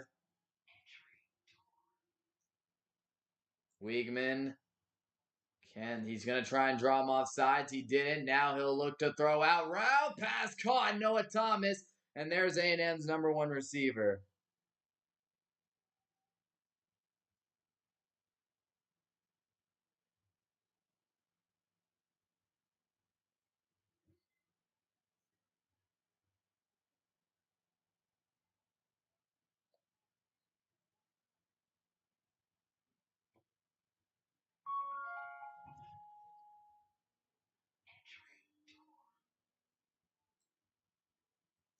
Here's Weigman running around. Now he'll take off and run. And he'll get out of bounds short.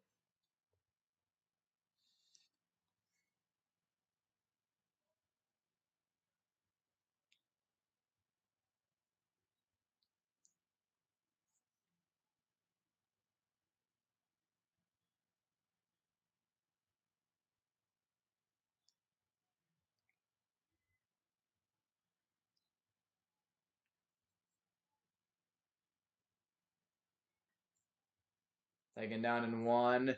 Le'Veon Moss gonna pick up. Solid gain there. Why does it, what the heck? It's first down. What the heck? I'm so confused. They had like the thing switched around there. It was weird.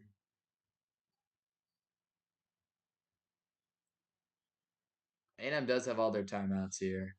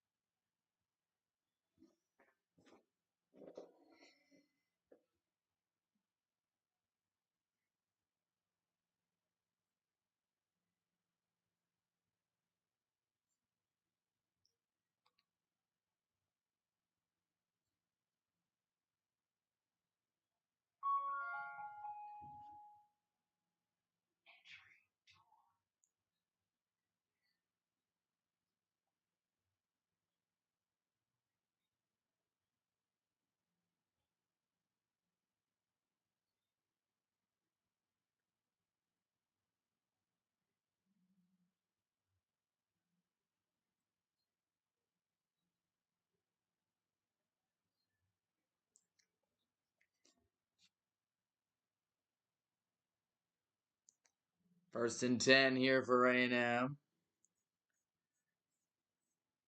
Weigman launches downfield, incomplete. I mean, it was pretty covered.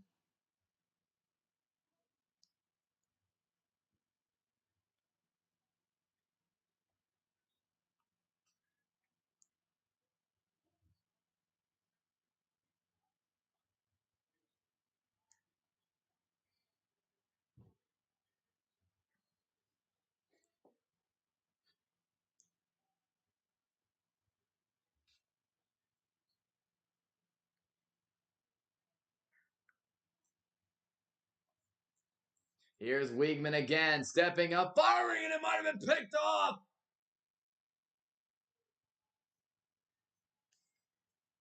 And it is intercepted.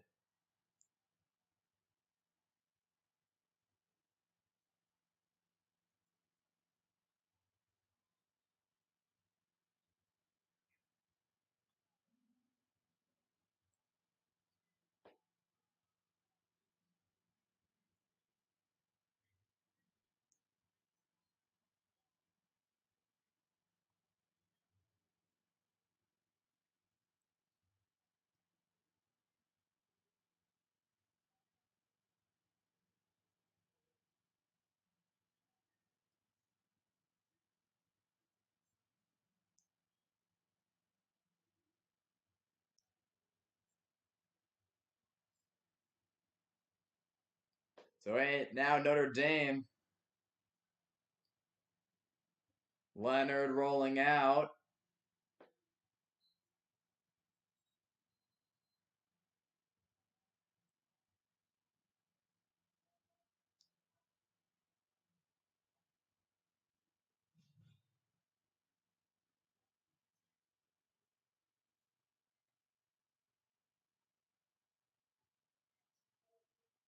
Another holding penalty on Notre Dame. Man, this is just ridiculous.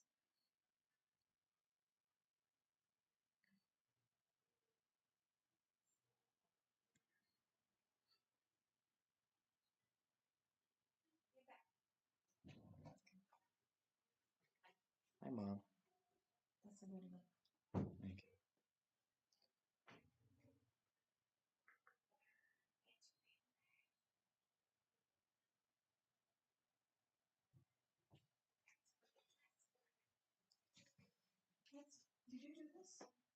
Hmm?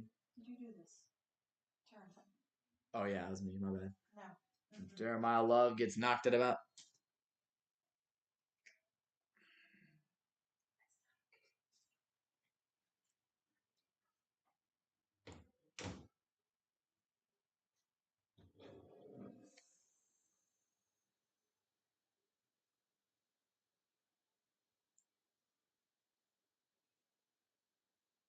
And I think that's going to take this game to halftime. So 6-6 at the half between Notre Dame and Texas A&M. Catch you off in the second half.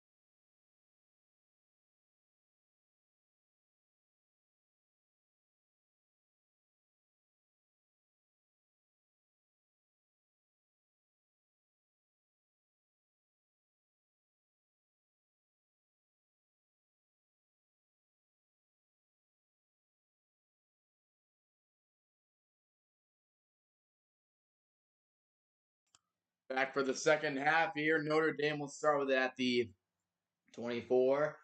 Leonard looking underneath. Pass caught by Notre Dame.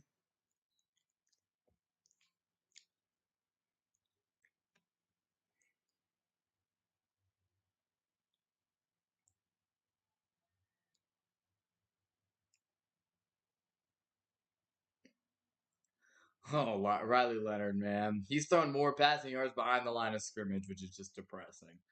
Throw it downfield, Riley. Second down and 1. They'll run it, and A&M's defensive line is there making plays. I think that's Shamar Stewart.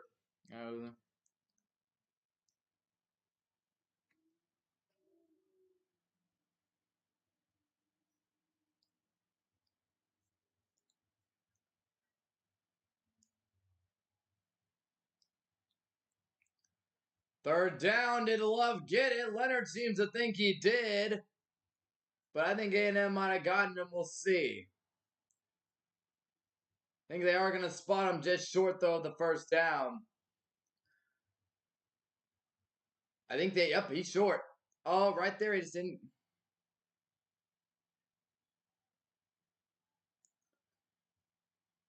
So it's 4th and 1, and I'm assuming that Notre Dame is just going to punt the football. The analytics on ESPN tell them to go for it, but that's really not. Oh, no, we'll see. I think they're just going to try and hard count him. They probably would call a timeout. Only 5 seconds left on the play clock. And did they call a timeout or take the delay of game?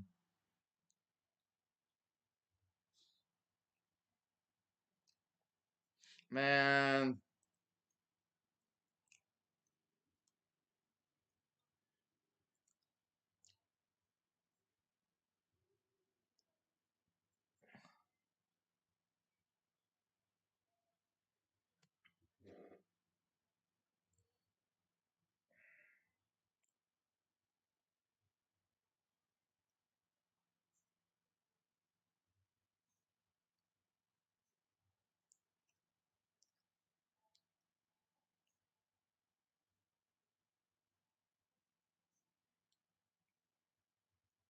Fourth and 1.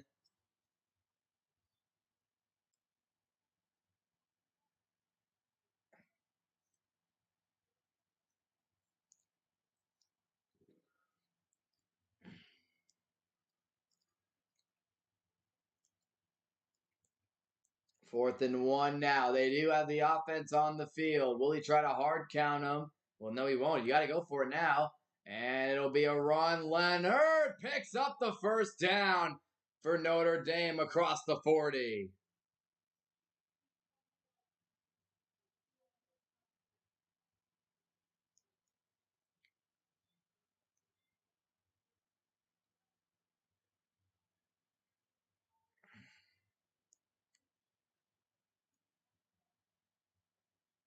Leonard now in the pocket, clean pocket, fires downfield, incomplete.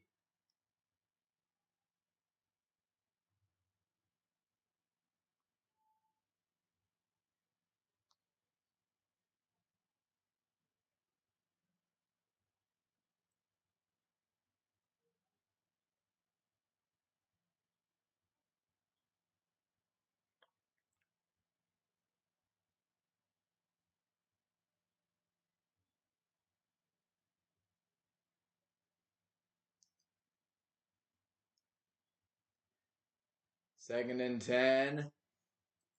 Leonard hands it off, and another big stop in the backfield by Texas A&M.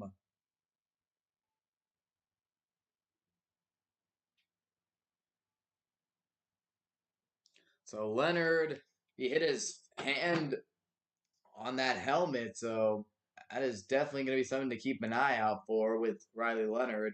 Obviously, he might be dealing with some soreness in that thumb. Obviously, I mean, that's a dangerous one. You come through that motion, you whack your thumb on that helmet. 3rd and 11, Notre Dame only 1 for 7 on third down conversions today. They have been awful. Can Leonard finally pick it up? 3rd and 11. Leonard steps up and he'll tuck and run. Makes the cut. Leonard, he's going to be tossed just a yard short. That'll set up a 4th down.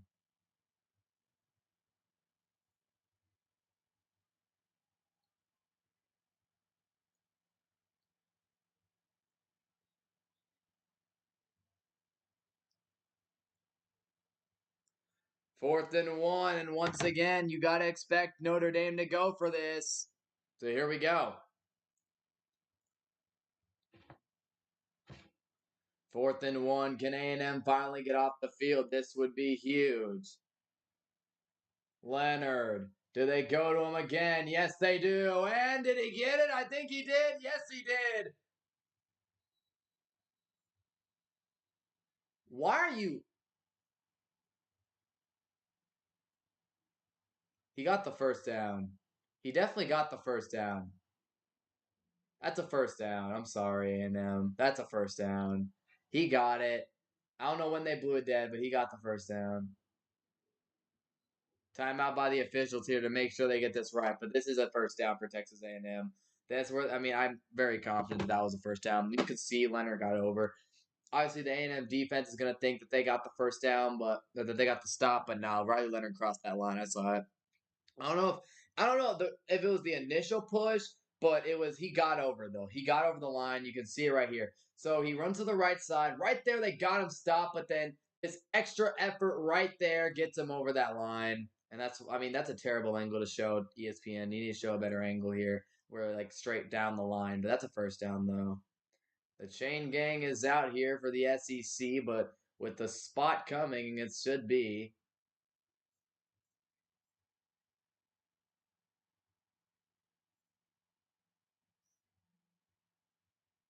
Oh, they called him short. Never mind. Oh my gosh, they actually did call him short. Wow, I thought he got it. I thought Leonard got the first down, but I guess they didn't. I guess he didn't get it. I really did think he got the first down from the angle. But they spotted, they chain ganged it. Boom, first down. Wow, I mean that's crazy. Same play call, nice tackle here though. I gotta give credit to the Aggies. This was a extremely close spot. They needed every pushback possible, and Williams makes the tackle for A&M right here, stands him up just short. Again, I did think he got it, but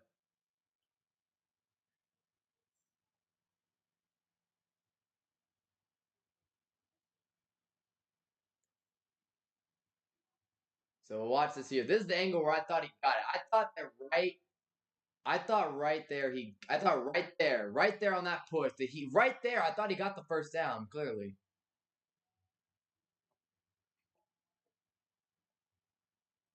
Are they? Wait, when did the whistle blow? Because that's obviously a first down. If you right there, that's a first down with the ball. That is a first down. Once you review it and you see that, that is a first down. But when did? But the question is, when did they blow the whistle?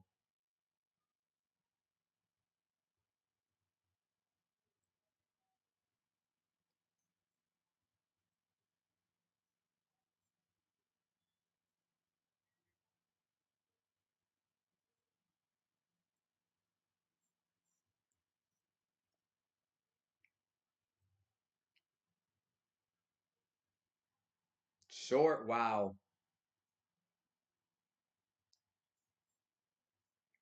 I can't believe it. Oh, that's a bad spot. He got that first down.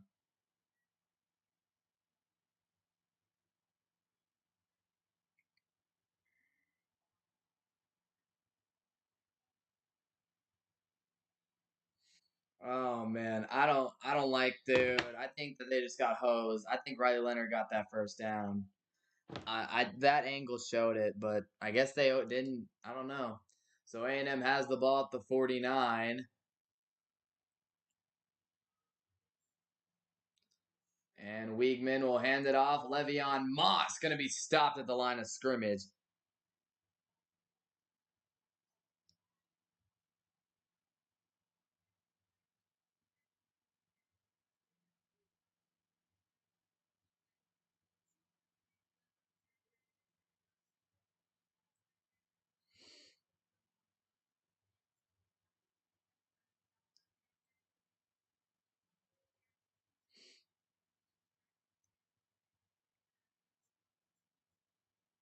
Wiegman dropping back, check down throw, caught by today Walker. That's going to be a first down for A&M.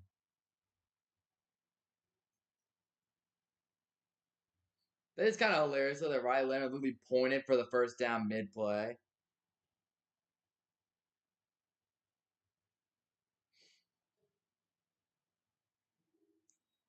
Here is Le'Veon Moss being taken down.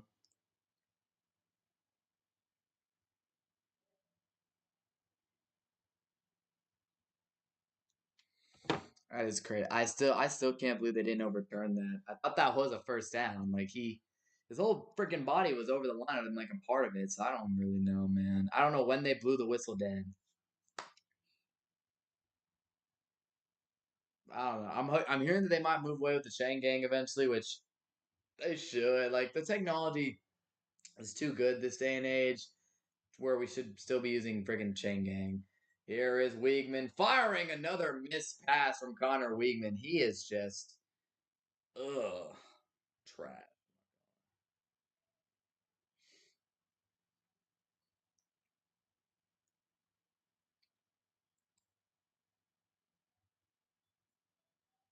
Ole Miss is up 73. That's crazy.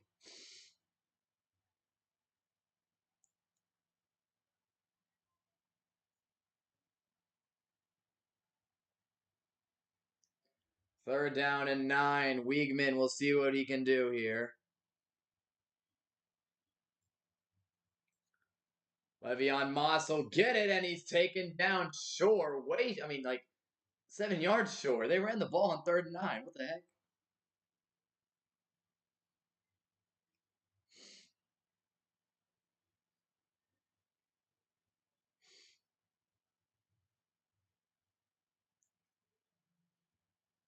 So 4th and 8, and A&M is still out there.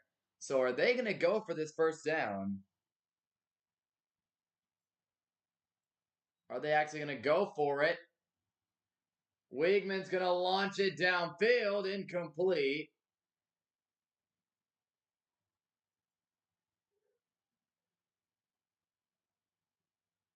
Wait, did they not get the offsides? Oh, Weigman, you're a moron! You are such an idiot. You are actually such an idiot.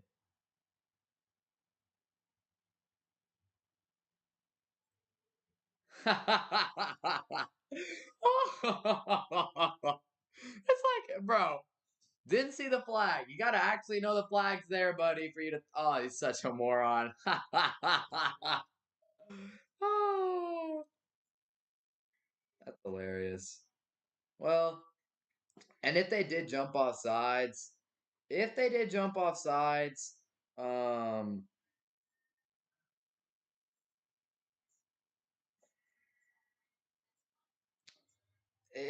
look, man, the refs owed you. Oh, Notre Dame went from that terrible spot.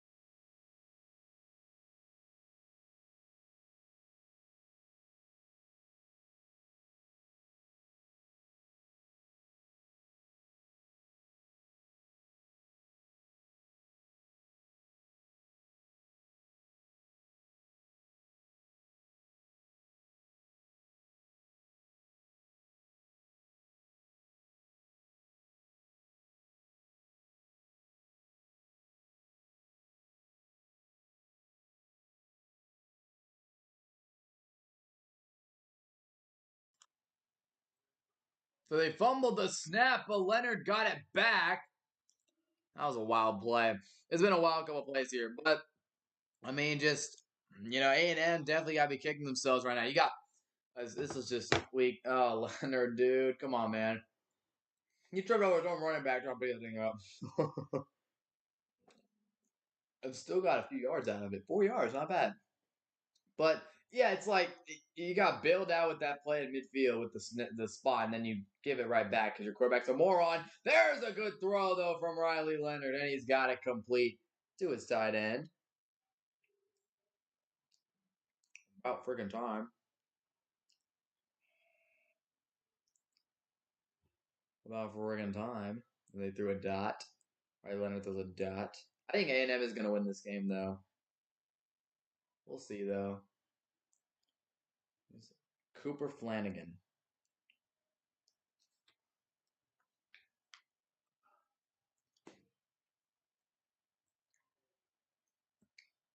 Here's Leonard. Keeps it on the read option. Wasn't behind the line. And he hits Flanagan again.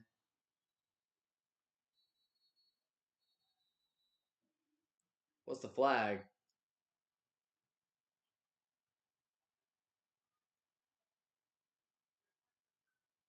Oh, offensive pass interference. Dang.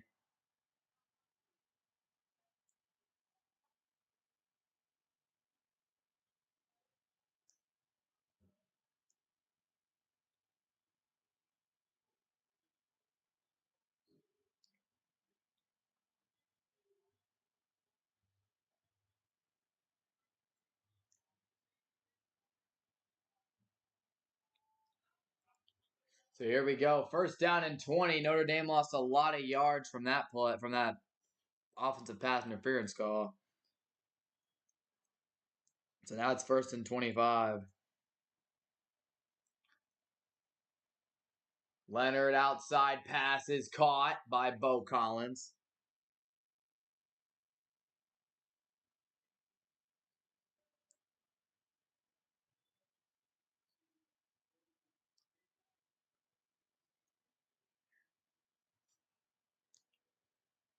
Second down for Leonard. At the 47, Riley Leonard hands it off up the middle. Nice cut from Prince to the outside. Jadarian Prince. He may be out of there. Touchdown, Notre Dame. The Fighting Irish finally find the end zone, and Texas A&M finally gave up the big one. And the Aggie fans are very upset, but that's what happens when you blow that opportunity. The refs give you a gift and you blow it, and that's what happens. That's why you've lost, and that's why you haven't won a national championship in 85 years. That's why. Great cut by Jadarian Prince in the middle. Gets to the outside. A&M's secondary was slipping and sliding, and boom, touchdown Notre Dame.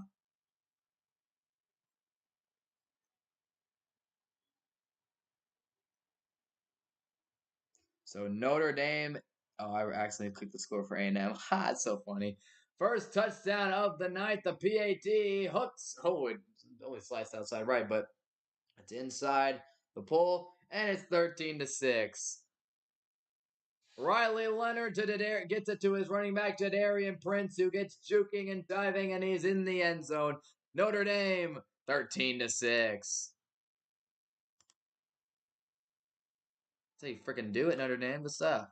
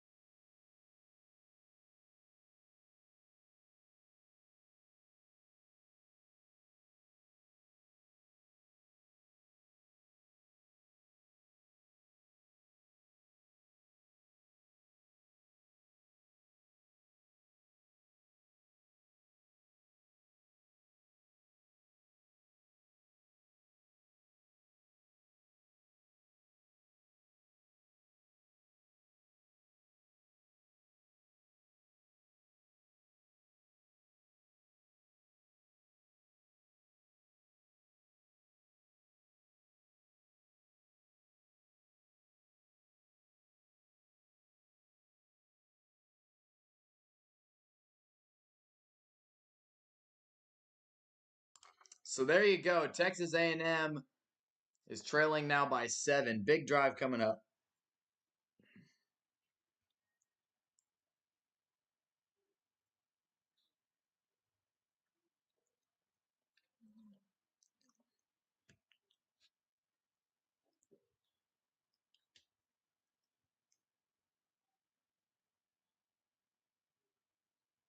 Connor Weidman.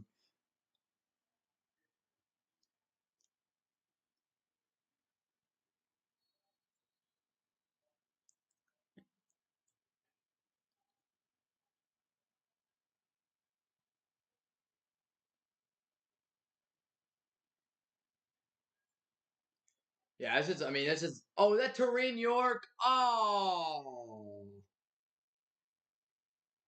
oh, that was Terrene York.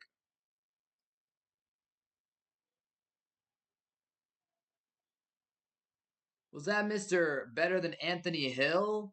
Ooh, oh, hate to see it, man. I hate to see that.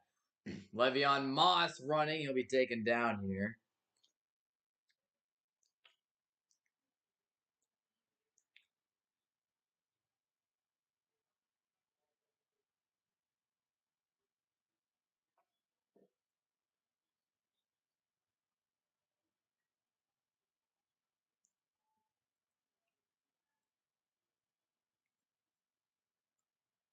So 6:20 to go in the third quarter. And Wiegman fires left side. Moss, nice cut. And he's taking a big hit from behind. I think that was not Jack Kaiser, but that was a big hit on Le'Veon Moss.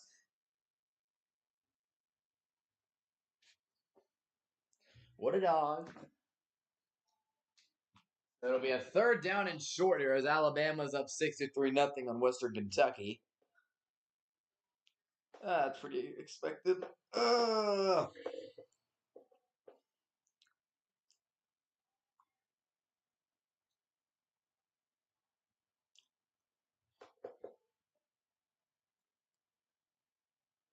And off up the middle, and Moss will pick, or that's Amari Daniels who picks up the first down there for Texas A&M. They have to respond. Ole Miss at 76 points. Oh no, they're definitely dropping 100, bro. Oh my gosh, Ole Miss, no, that's crazy. So A&M, they've got to get a touchdown on this drive. They've just been really bad in offense. Connor Weigman's been terrible. Michigan's only up 13. Oh, let's go Texas. Let's beat that butt next week. First and 10, Weigman right side, passes, caught. Nice play by Jade Walker to snag that one again. Another Weigman's just been off today. Like again, like he's clearly mentally not in the right headspace right now. Like, can't convince me otherwise, man. That dude is just you can just see it in his eyes, man. He's just really overthinking everything. Second and 3, running up the middle. Amari Daniels with a solid run gets to about midfield and a first down. But yeah, Connor Weigman, man, he is.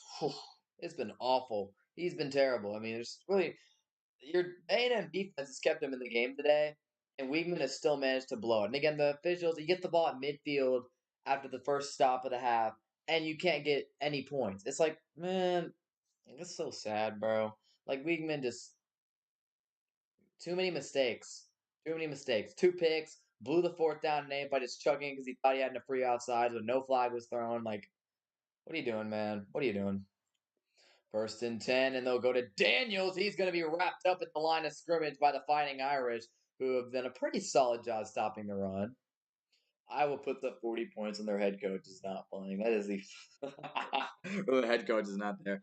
That's honestly so classic. It makes sense though. Like that's just who Iowa is. Like I love it though. I love it. Because Iowa only they'll go back to scoring 10 points next week when he comes back.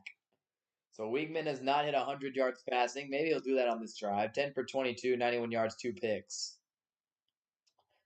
A&M's on a second down and 10. Weigman, they'll go back to the ground game right into the Notre Dame linebacking group again. They'll be stopped at the line of scrimmage. for the second play in a row, and it'll bring up a third down and long, which does not bode well for A&M so far tonight. Weigman has not looked good, so we'll see if he can lock back in. Because yeah, I mean, you spot Notre Dame points with those terrible throws. Both offenses have been pretty questionable tonight, but for A&M, Connor Weigman has got to dial it in right now and make a good throw. Third down and 10. They're 3 for 8 on third down tonight. Notre Dame's got a stack set on the left side. Weigman looking, pressure coming. He will look to run, and he'll be taken down about 4 or 5 yards short of the first down marker. We'll see if they spot him. And what will the Aggies decide to do here with this fourth down? Colin Klein and Mike Elko have to make the decision. And honestly, looks like they're going to keep the offense on the field. Now, they might just go for the hard count. That might be what they try to do. Again, Notre Dame has been very jumpy tonight. They're very twitchy. They've jumped multiple times. That's what they want to do. It's what they want to do. But here we go. We'll see what they do. It's 4th and 5. Yeah, they jump off sides, and that'll be a first down. But we'll see if they actually go for it. They nearly got him to jump. Oh my gosh, they did get him. This moron jumped, didn't he? Oh, I don't know. Did he get back? Oh, false start. And Elko, as his headset is off, he is furious with the official right now about the false start. And Mike Elko, yep, he is very, very upset right now as he believes.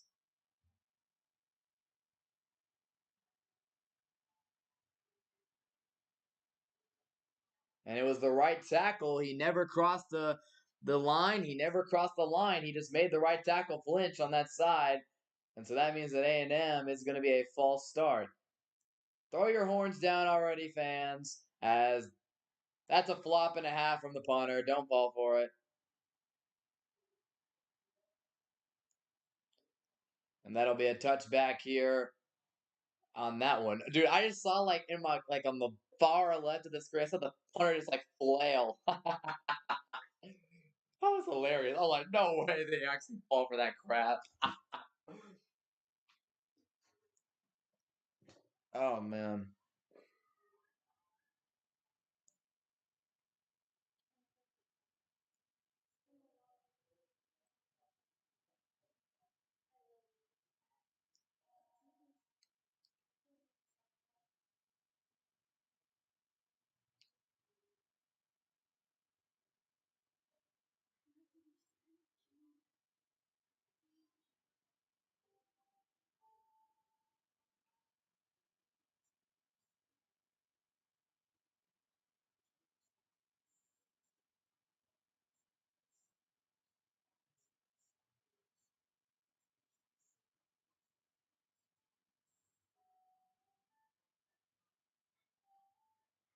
Hmm. I guess in the SEC. So, man.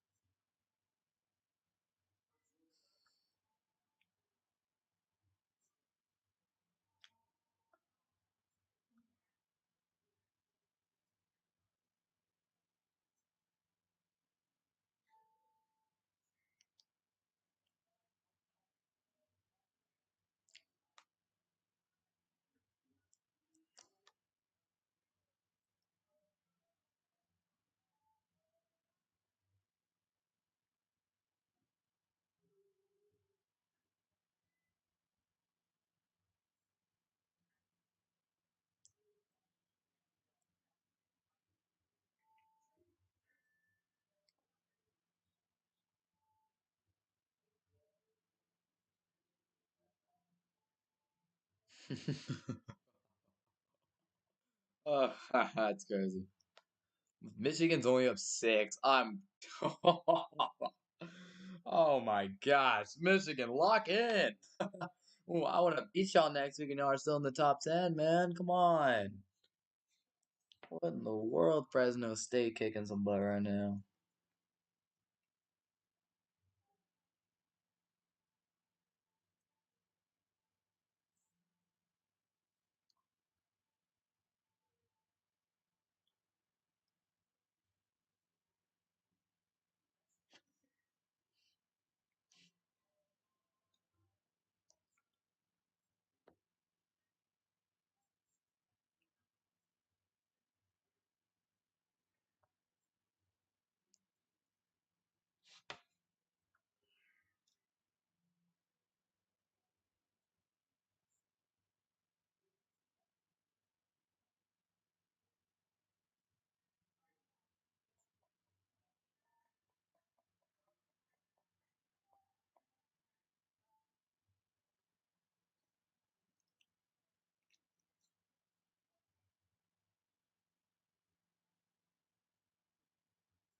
There was no contact. He just that is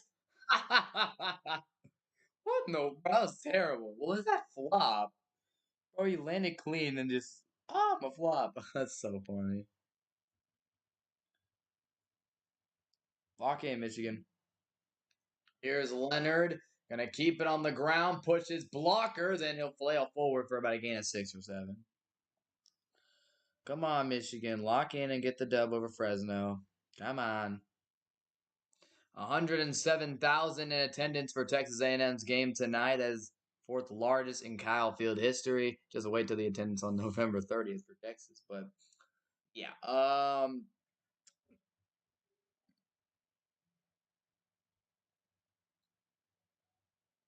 Leonard outside throw.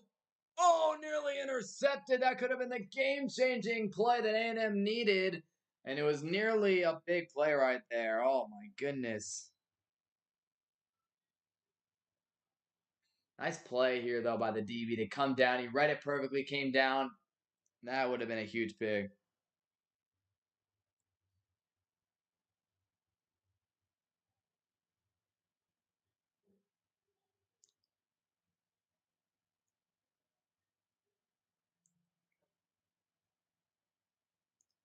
Here's a third down and 3. Leonard, pressure, throwing incomplete.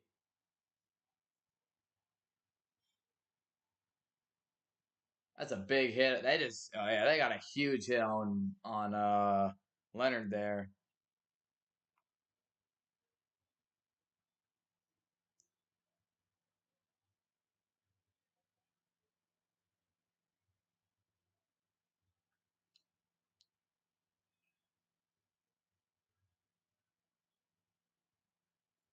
Yeah, that's a big hit. Hey, dude, A&M's got dogs in the D line. There's no doubt about that. All right, Michigan's about to score. Cool. I was about to say, man, y'all gotta lock in. Here is Bussy on the return. Could he make a game-changing play? No, he'll be taking them down to 35. Come on, Michigan, lock in, lock in. I need to be watching that game. What am I doing? I need to be watching that it's on CBS. Yeah, I'm sure I'm watching that. Sure, I'm gonna watch UCLA. All right, Michigan scored. They got in 18.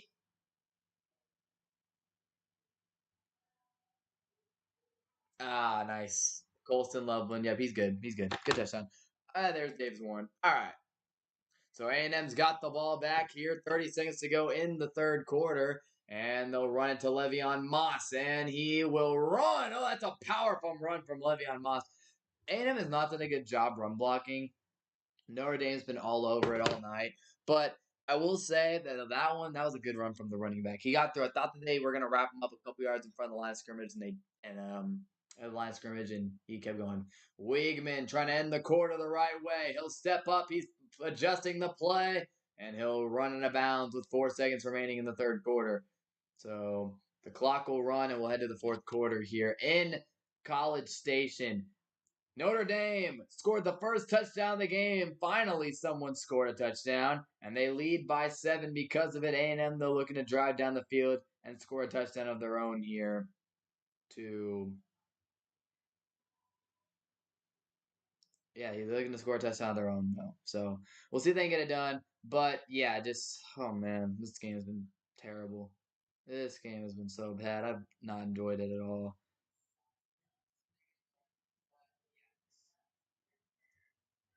It's been terrible. But it's expected. Dang, that dude Genty's a stud.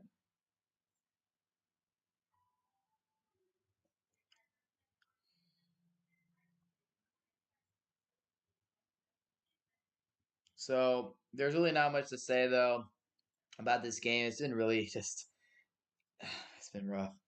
It has been rough.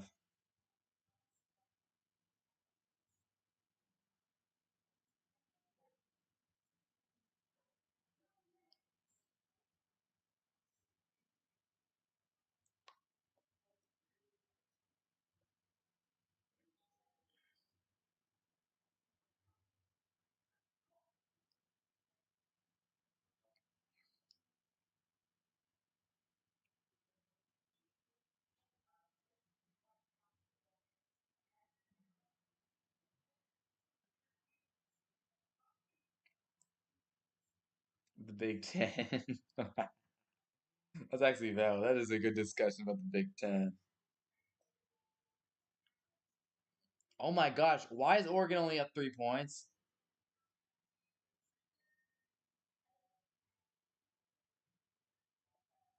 Why is Oregon only up by three?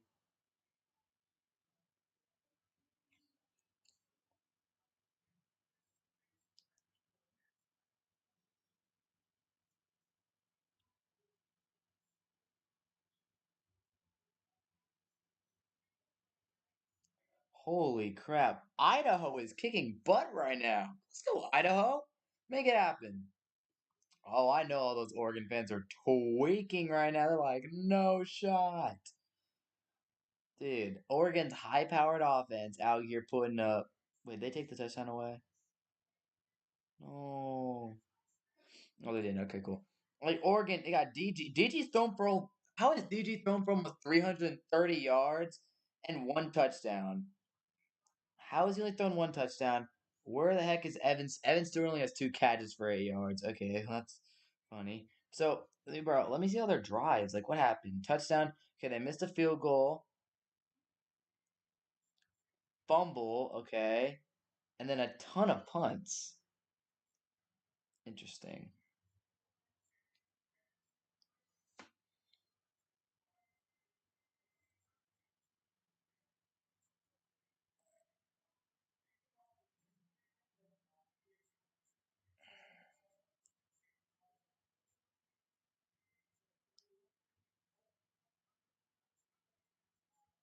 Michigan's chilling. They got their game won. They're good. They're gonna come into Austin, or we're coming to Ann Arbor next week against them, and they're gonna be undefeated. That's fine. But Sharon Moore's got to lock in because there's no reason he should be only beating Fresno by 13.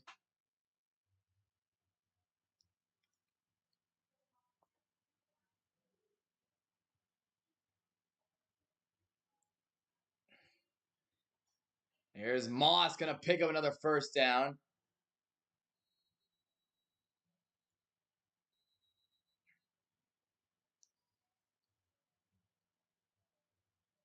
Oregon, like I said, if Oregon, man, if Oregon, I don't, they're not gonna lose. But if like so by some miracle they do, oh Dan Lanning, they're gonna be calling for his head if they lose this game. They are gonna be calling for Dan Lanning's head if they somehow lost this game. So back to the A&M game. The fourth quarter just started. A&M is at the 40. Wiegman fires outside, incomplete off the hands of Le'Veon Moss. All right, bro, you got Evan Stewart, Tez Johnson, Jordan James in the backfield with Dylan Gabriel at quarterback. How the heck do you have 17 points against Idaho? Like, what? Oregon versus Idaho.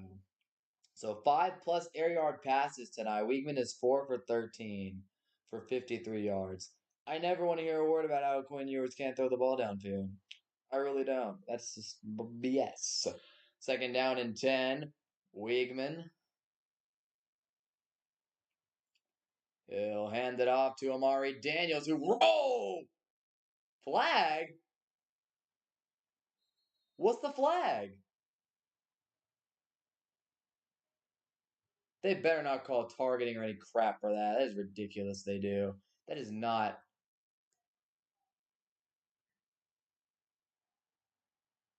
Okay. Okay. Okay.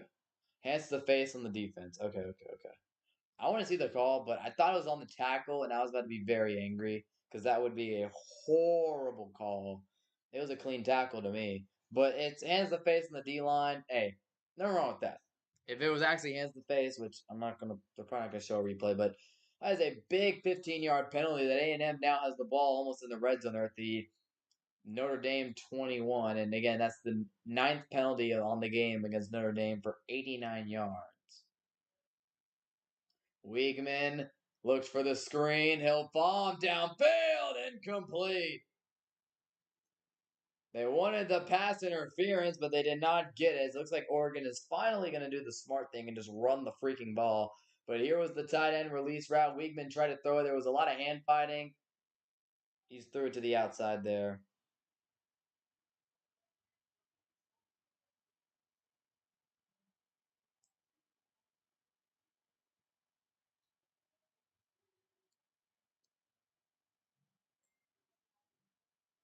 Now they'll run it in. Here's A&M, a big run. And a big first down for A&M as E.J. Smith picks up a ton of yardage, first and goal.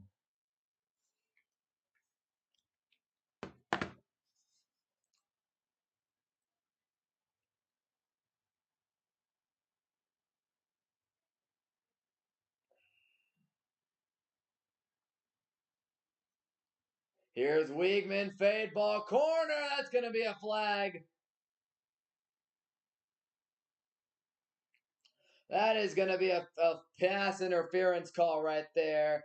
It was one-on-one in the corner of the end zone, and yeah, he was handsy all over. That's a 100% a 15-yard penalty. Or, well, it won't be 15 yards because they're close, but yeah, that's pass interference. Yeah, that's pass interference. Yep, 100%. 100%. I mean, dude, you got Jaden Mickey here. I mean, it didn't even, your hands were on him the entire play. I don't even, would that have been possible to even be complete? I'm not sure. Here at the 2-yard line, A&M's got a goal to go. Can they get it in? They'll toss it back to Smith, and he's tackled in the backfield. Great play by Notre Dame. Second down and goal now. So A&M, the beneficiaries of multiple 15-yard penalties, a hands to the face, and a PI in the end zone. And now they're down the field. They've also ran the ball really well this drive.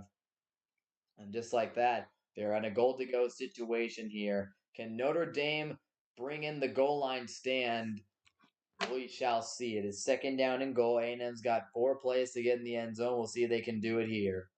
Huge for Texas A&M. Notre Dame's done a good job, though. Second and goal. Weigman to run it. Weigman makes a cut, and he stops short. He is stopped short. They tried to go the QB draw, and Weigman is taken down, and Mike Elko's pretty mad. Mike Elko has had some very angry moments tonight. So here was Connor Weigman, and he just tucks it down, runs it. He thought he might have had a hold. That was a good cutback there, but unfortunately Notre Dame filled it up pretty quickly, and it's now third down and goal. Aggies have got to punch this one in here.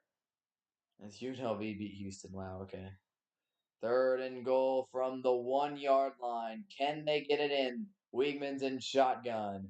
They'll run it up the middle. I think he's in, and yes, Le'Veon Moss is in the end zone. Touchdown, Texas A&M.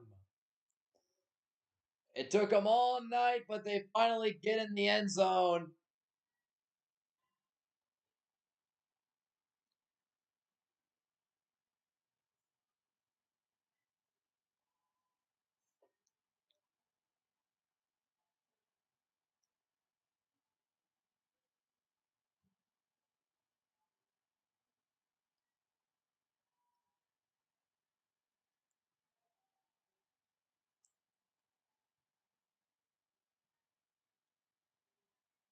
PAT to tie the game is good, and the Aggies have tied the game at 13.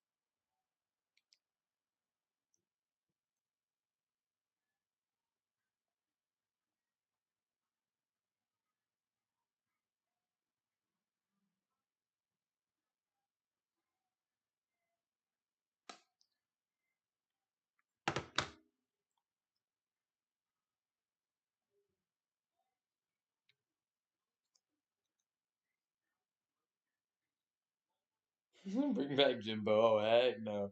They're tweaking.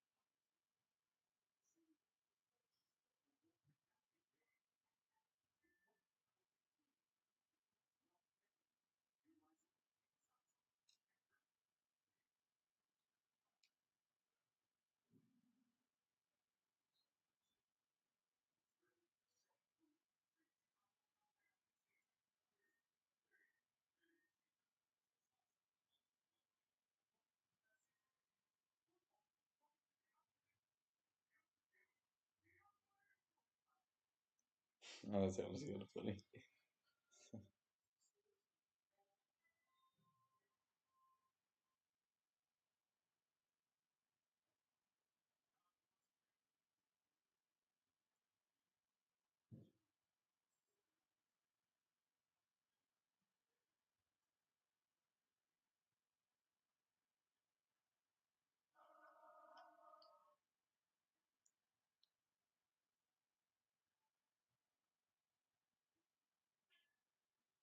So A&M will send this one the end zone. New ball game. Hey, first half it was 6-6, and now it's 13-13. Both teams have actually put a touchdown on the board.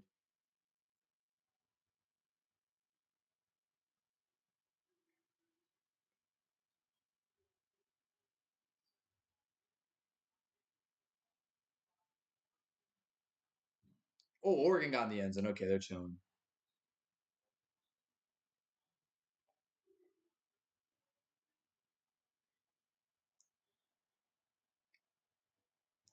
So here we go. Notre Dame has the football. They'll run it up the middle.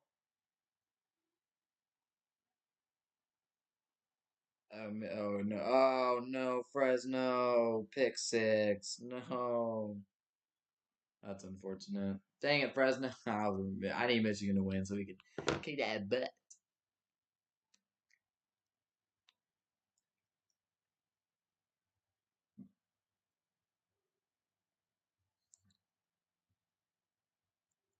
Second down and 10.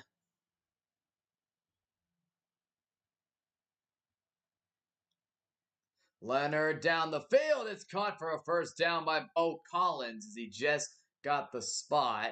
It was close, but he got the first down though. Good job here by Leonard to throw this one to the outside. Got it right there to Bo Collins. What the heck? Why does the thing have it a second and 10? What the heck? What so we can? What is going? Bro, ESPN, y'all got hey ABC, you guys change it. Change the thing. First and 10. There you go. So here we go at the 35. Leonard has some time. He'll throw left side again. Incomplete this time. He went for number 5, Collins. Incomplete. Hey, at least they're trying to attempt passes down the field. I like seeing down the field passing attempts. That's what I want to see. I'm tired of checkdowns. Down the freaking field, baby. Come on now. Will Howard is, oh man, he's gonna piss off Ohio State fans. All right, Oregon's got it. They are up 10. They're good. Oregon made it happen. They went down. They got their touchdown. Here we go. Second and 10. Running it to the outside. This should be a stop, and it will be. A&M takes them down in the backfield on Notre Dame. They had a couple good outside runs earlier, but they did not get one there. Third down.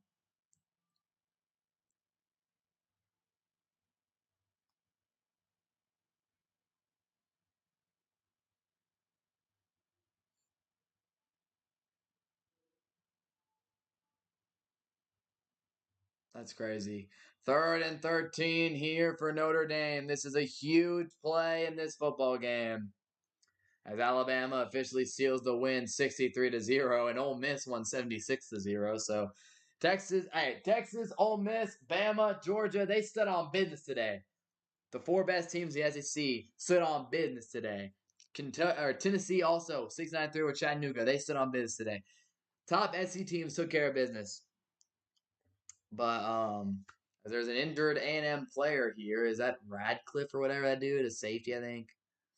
What happened to him here? Is he just was walking around and he's like, my leg's hurt, and then boom, he's down. All right, cool. Yeah, he's all right. Probably just a cramp. I'm assuming it's a cramp.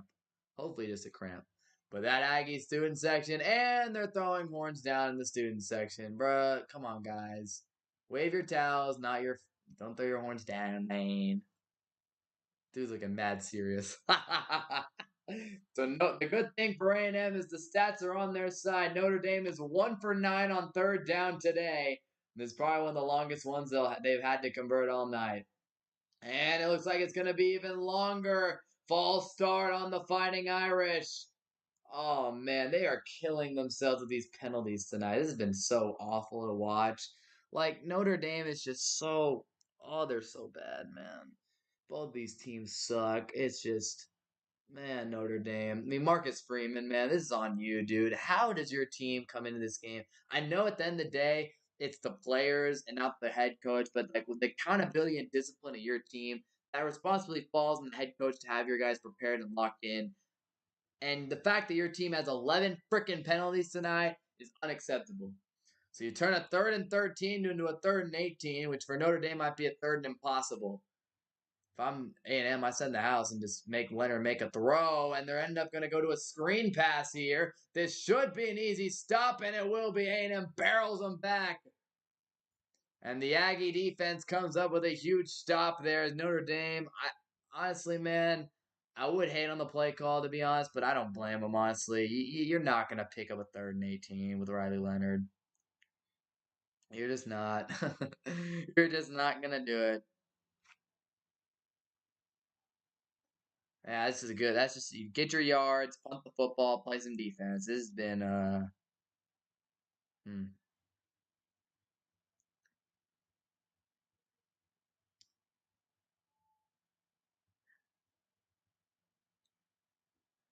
And Notre Dame will punt this away. High arcing punt. This one's gonna bounce.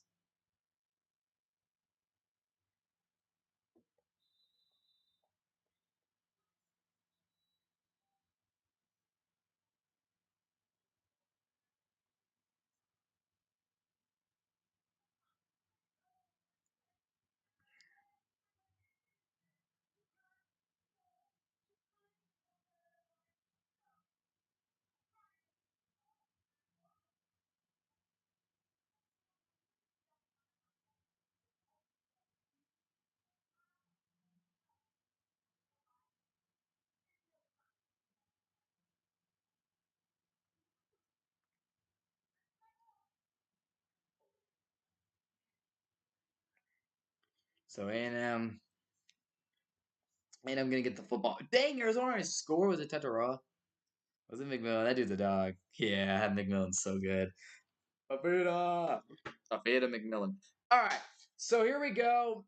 A&M gonna get the ball back at about the 15, I think is around. I don't know. I'll see you in a second. But oh man, this is it's nut cutting time, man. If you're A&M, they gotta come up big here. I mean, hey, respect to them for that last drive. They got it done. They ran the ball better than they have all game on the last drive.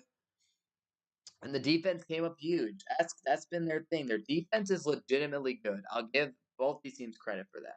But man, the quarterback play. Oh, Connor Weekman. No, no, no, no, no. You know when a team's got a dude at quarterback, and that's just not Connor Weekman. He is not a dude. He's just not. So it's unfortunate.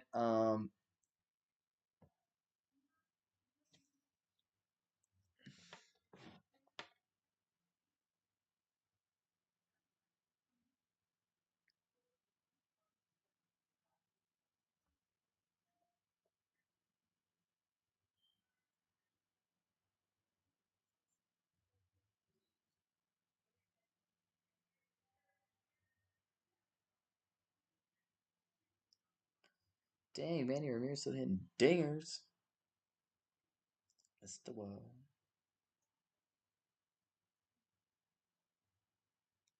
Coach Corso.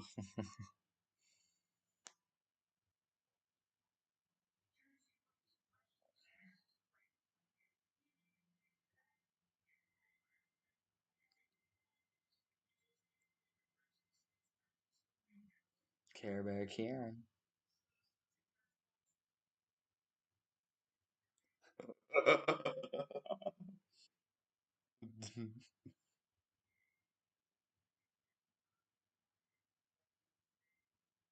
That is a dog.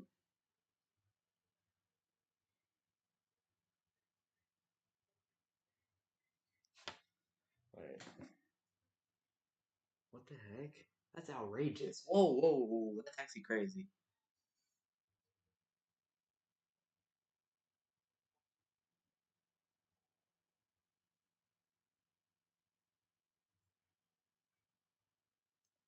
All right, so here we go. A&M will start with the ball at the 15-yard line.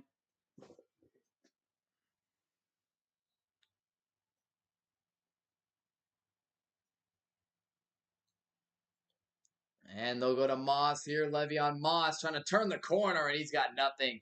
Notre Dame stops him at the line. So Notre Dame gets a stop here. They can flip the field, but I don't know. We'll see. We'll see. This is interesting. 8 minutes to go. If A&M wins, so they rush the field. Yeah, probably. They probably will. They probably will rush the field. Um, 2nd and 10.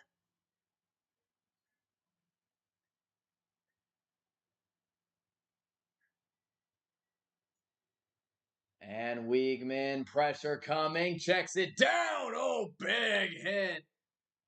Big hit on Jade Walker right there. As 29 for Notre Dame blazed the boom right. That was a huge hit. As Wiegman felt the pressure and Jade Walker ran right into that hit. I mean, he can do that. Was probably the route. Oh, that was a big hit.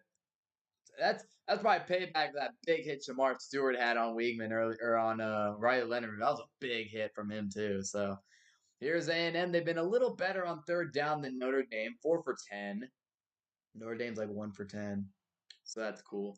Here's Wiegman on 3rd and 9. He wipes his hands with the towel. Play clock down at 3. Wiegman's got to make a play. He'll throw left side, and he's got him in. Oh, he might have been short. The spot is gonna mark him short of the first down. Oh man, uh, can't be short, man.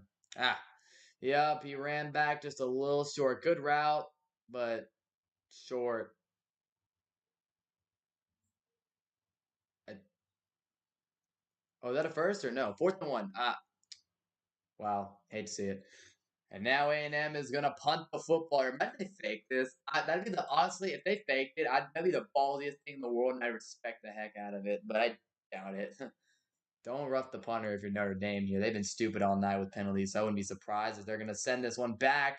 Punt is that's a good punt. That's a really good punt. Nice play. Didn't allow him to flip the field. Good job, punter. Good job. Tyler White is a dog for A&M. He's in stud tonight. Nice punt there. And that is going to be interesting to see. Notre Dame gets the ball back with a chance to potentially ice the game with a crazy drive here. We'll see, though.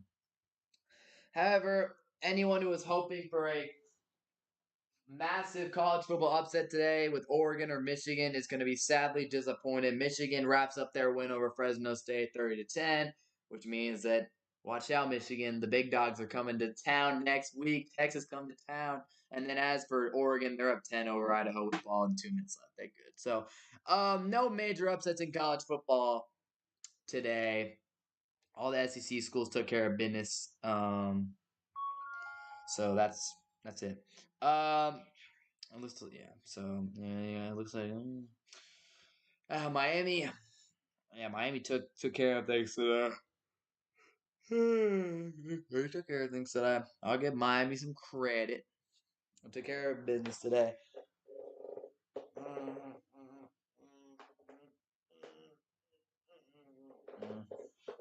Anyways, so that's just big though. That's just big stop for Notre Dame on defense again. Unfortunate for A&M, that dude was short of the sticks, man. Like, how are you short of the sticks, man? Like, what are you doing? What is bro doing? Being short of the freaking fracking sticks. Like, dude, you're tweaking. very short of the sticks on that. I'm just, oh man, you're tweaking. You're tweaking. But either way, it is what it is. Notre Dame gets bailed with that one for sure. I mean, dude, how do you? Oh man, he's gotta be kicking himself right now. Like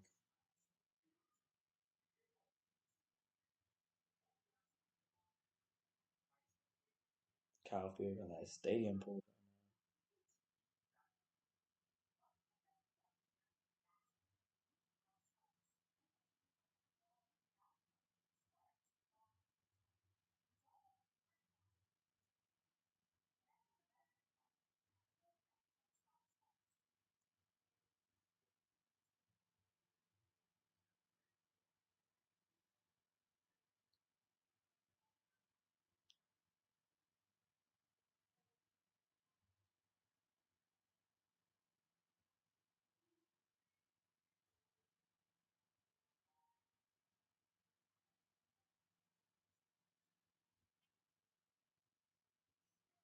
That's true.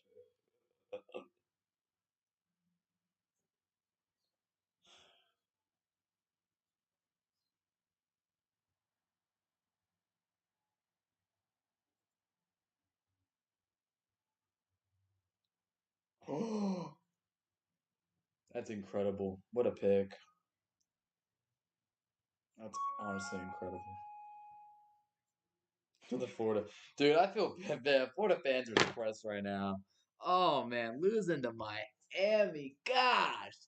All right.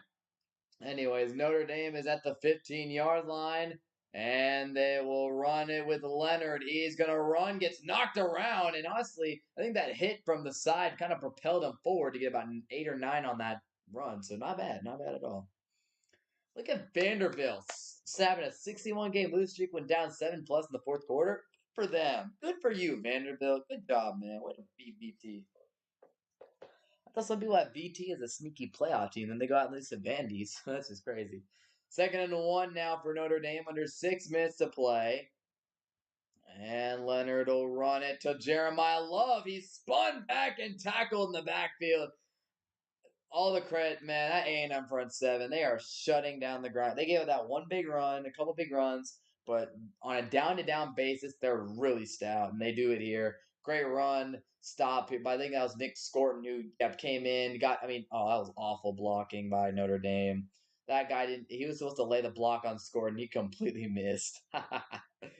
So 3rd down and 5 now for Notre Dame. Again, they're 1 for 10 on 3rd down today. It has been a struggle for the Fighting Irish.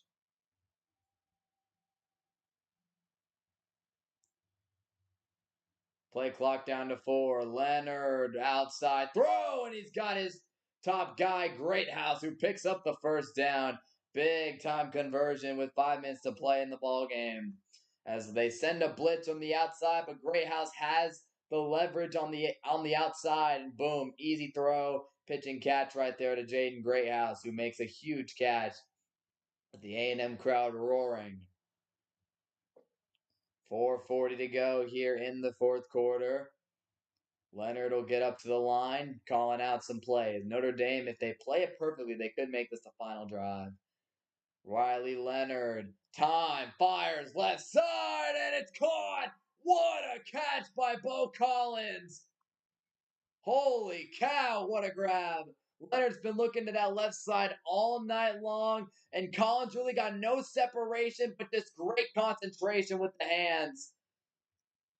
All right, bro, don't push the corner, bro. That's lame. Don't do that. That's some lame crap.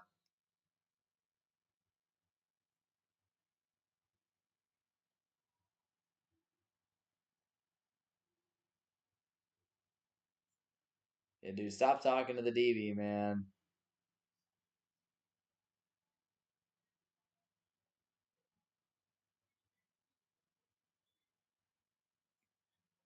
That's an amazing catch. Don't get it twisted.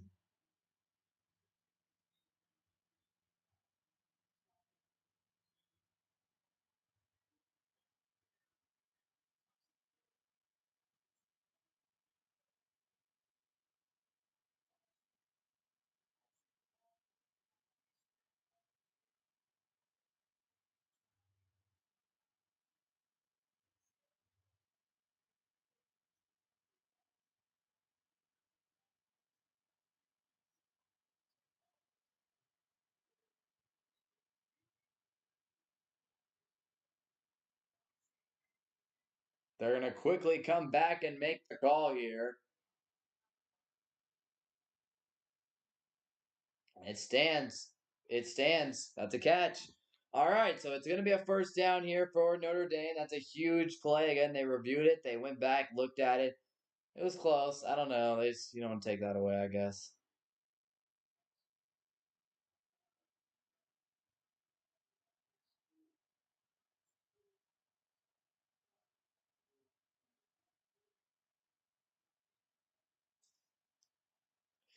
Now 4 minutes to play. Clock is running. Notre Dame has the ball at the 49. Leonard has a man in motion, and they'll run it with Riley Leonard. He's going to get a block. Leonard, first down, Notre Dame. They're inside Aggie territory. The clock's going to keep running. And there was the play right here. Leonard just quick snap, gets it, runs it. Great block on the edge, and Leonard stays in bounds here to pick up the first down.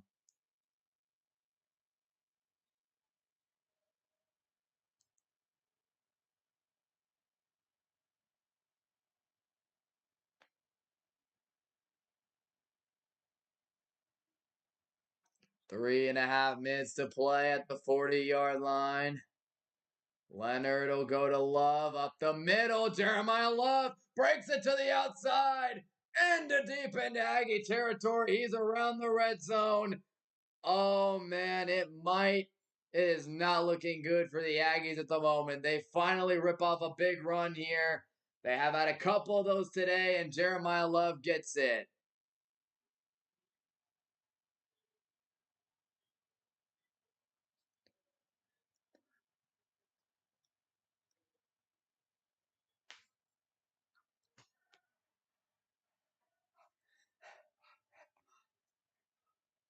So now they have the ball at the 20, the 22, I believe. And they'll go back to the ground game. Jeremiah Love got to have two hands on that football at all times, and that will take us to the 2-minute warning. I'm assuming Notre Dame will let the clock run.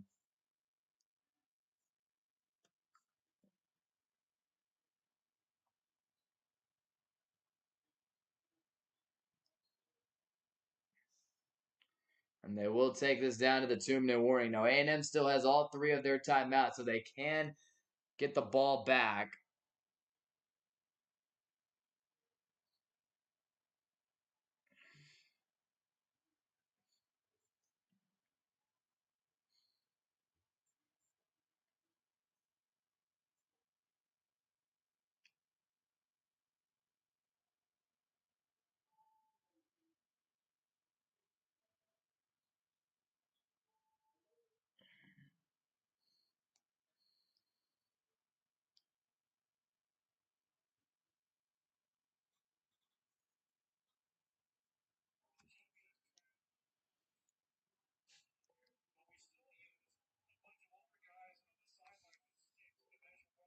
Back.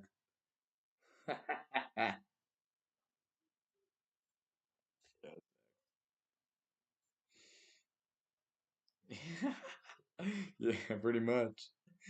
Notre Dame's just been running that QB power all day, and they have it's been working here. So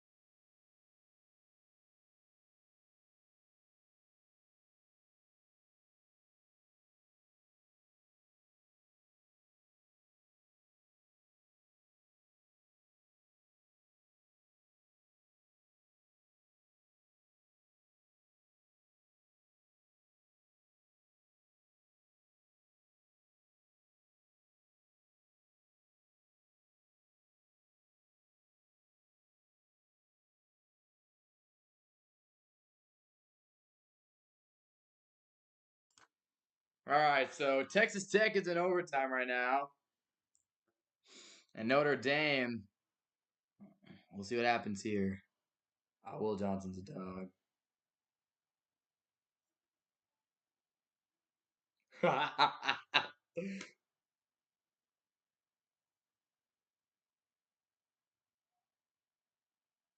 Here we go, 2nd down and 9. And now they're able to use, the A&M will have to use their timeouts, which they will run it up the middle. Jeremiah Love! Touchdown, Notre Dame!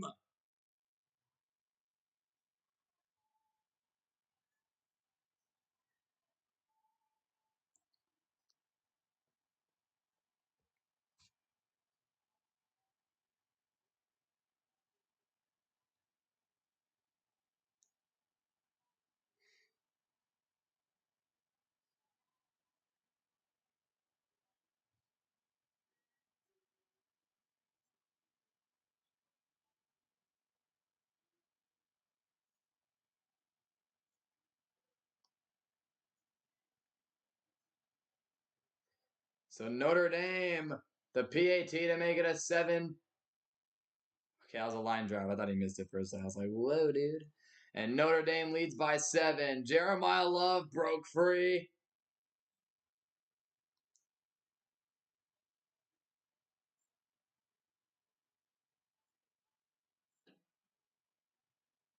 How in the world is Tech losing this game? Or is in overtime with Abilene?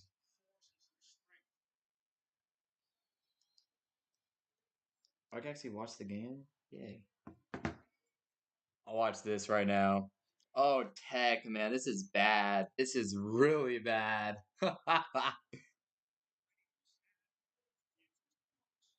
This is Tech, though. So Jeremiah Love gets into the end zone, and now, just like that, it is a 7-point Notre Dame lead. Props to Riley Leonard, man. Kid's put his heart on his sleeve tonight. He has played a really impressive game. All the credit to him for sure. So, dude's a dog, man. He's been killing it. So, a minute 54 to go. Notre Dame's defense can hang on. They will win this game, secure a big road win over Texas A&M, and their chances of making the college football playoff go up incredibly if they are able to come out with a win here tonight in College Station. As this one will go into the end zone, Bussy won't even think about returning it. And here we go. It is all on the line for Texas A&M tonight. One drive to go down and win it. They do have 3 timeouts. So I don't know. We'll see, man. Weigman has been off tonight, but there's one thing that you can do if you're Connor Weigman. It has been a really bad night for him. He has struggled. But if there's one thing that you can do to change everything, it's going down and leading your team to a victory in the big moments here. And that's what he has the opportunity to do, is lead his team. Morton going to step up and throw. Oh, nice play. Nice play, Tech. Nice play, Tech. So here we go. 1st and 10 for Weigman. Dropping back. Has time. Floats it left. Incomplete. He throws it away to the sideline. Good job by Weigman to throw that away. I got to give Tech credit here. I'm watching this game as well. Baron Morton does a good job getting out of the pocket. That's why they like Baron Morton. Good throw. And then broken tackle for Tech right there. So Weigman is seeking his first career win when trailing in the 4th quarter. He nearly did a couple years ago against Alabama, but he was not able to complete the throw to Evan Stewart. Or maybe, I think he threw it too short anyway.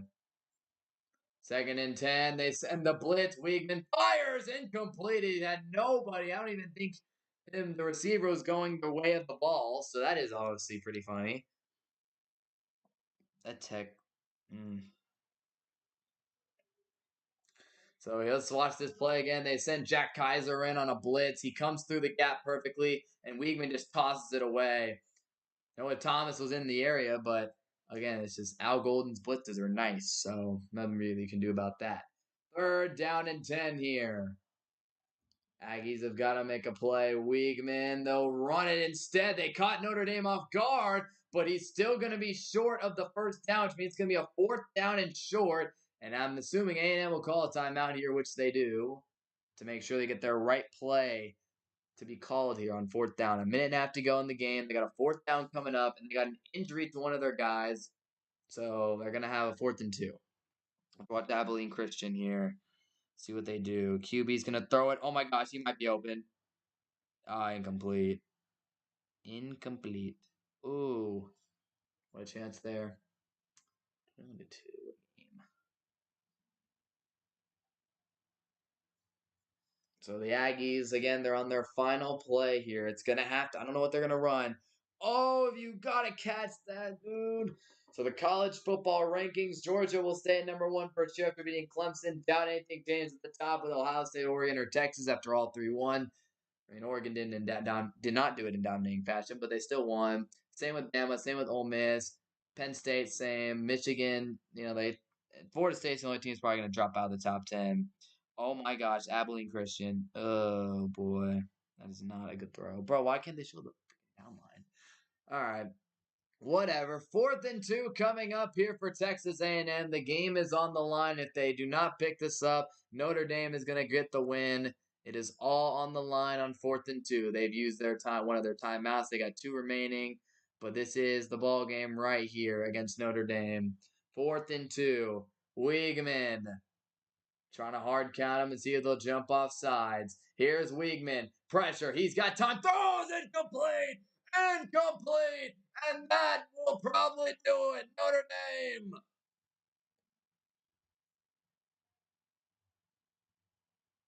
They might have just spoiled Mike Elko's debut at Texas A&M.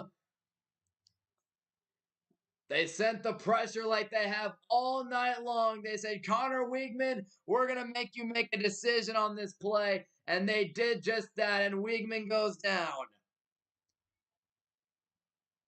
And this Notre Dame secondary is so talented. And they just did not make the play. Marcus Freeman, big win. If they can just close this game out, they will have taken down Texas A&M. A very valid road win again. Kyle Field, not an easy place to play. A&M might not be good, but easy place to play. Or tough place to play. As here they're just gonna run it, and that's the only way that A&M can win is if Williams and he perfectly read that play. My goodness, came off as like a cannon. So there he goes. Trey McGuire's stressing for his job right now. So A&M will call their second timeout, and Freeman yelling, "This guy's like, lock in, man! You cannot allow the guy dang near took the handoff out of Riley Leonard's hands on that one, which is crazy. So Freeman's pissed. Oh, is he short? At like the 1, I think. Dang. I'm watching the Tech game right now. This is crazy. Nobody watching. Second down and 14 for Notre Dame though after that. So a minute and a half to play. And Marcus Freeman said, I told you. Hey, respect to Marcus Freeman, man. Defense is really freaking good, dude. That's a great defense. Offense is terrible, but they can run a little bit. So 2nd and 14 here. A&M's got 1 timeout to go. And they will run it to Love, trying to bounce it to the outside. Jeremiah Love juking and jiving. And oh my goodness, he tried to break that tackle. That would have been unbelievable. That would have been unbelievable if Jeremiah Love broke out of that. But he does not. And it is a minute and 21 to go. 3rd down. I got to give Love credit. That dude's a dog. So Notre Dame's remaining schedule, went over this earlier. They suck. The schedule sucks. They're projected to win every single game the rest of the way. Again, you got Florida State, who they're definitely probably should be able to beat. USC. It's a pretty winnable, easy schedule. Notre Dame, with a win tonight, definitely has a great chance of making the playoff because all they got to do is beat all these trash teams in the schedule. So it's huge, man. Notre Dame, they got to take care of business. The big games will show up, and they got to take care of business when they do. So, again, game's not over yet, but they should have this one. Ooh, yeah, boy. So it's 3rd and 10, so they can run the football. They can take some time off the clock, kick a field goal to make it a 10-point game if they're close enough. And they're going to review in the Tech game the touchdown that ASU just scored, or ACU. Here we go, Leonard. Just gonna smartly hand it off. Love could end the game with a first down. He will fight for some extra yardage. He'll go down, and now they'll bring out the field goal unit, take all the time down, and you can take away like a ton of time. There'll only be like 30 seconds left in the game.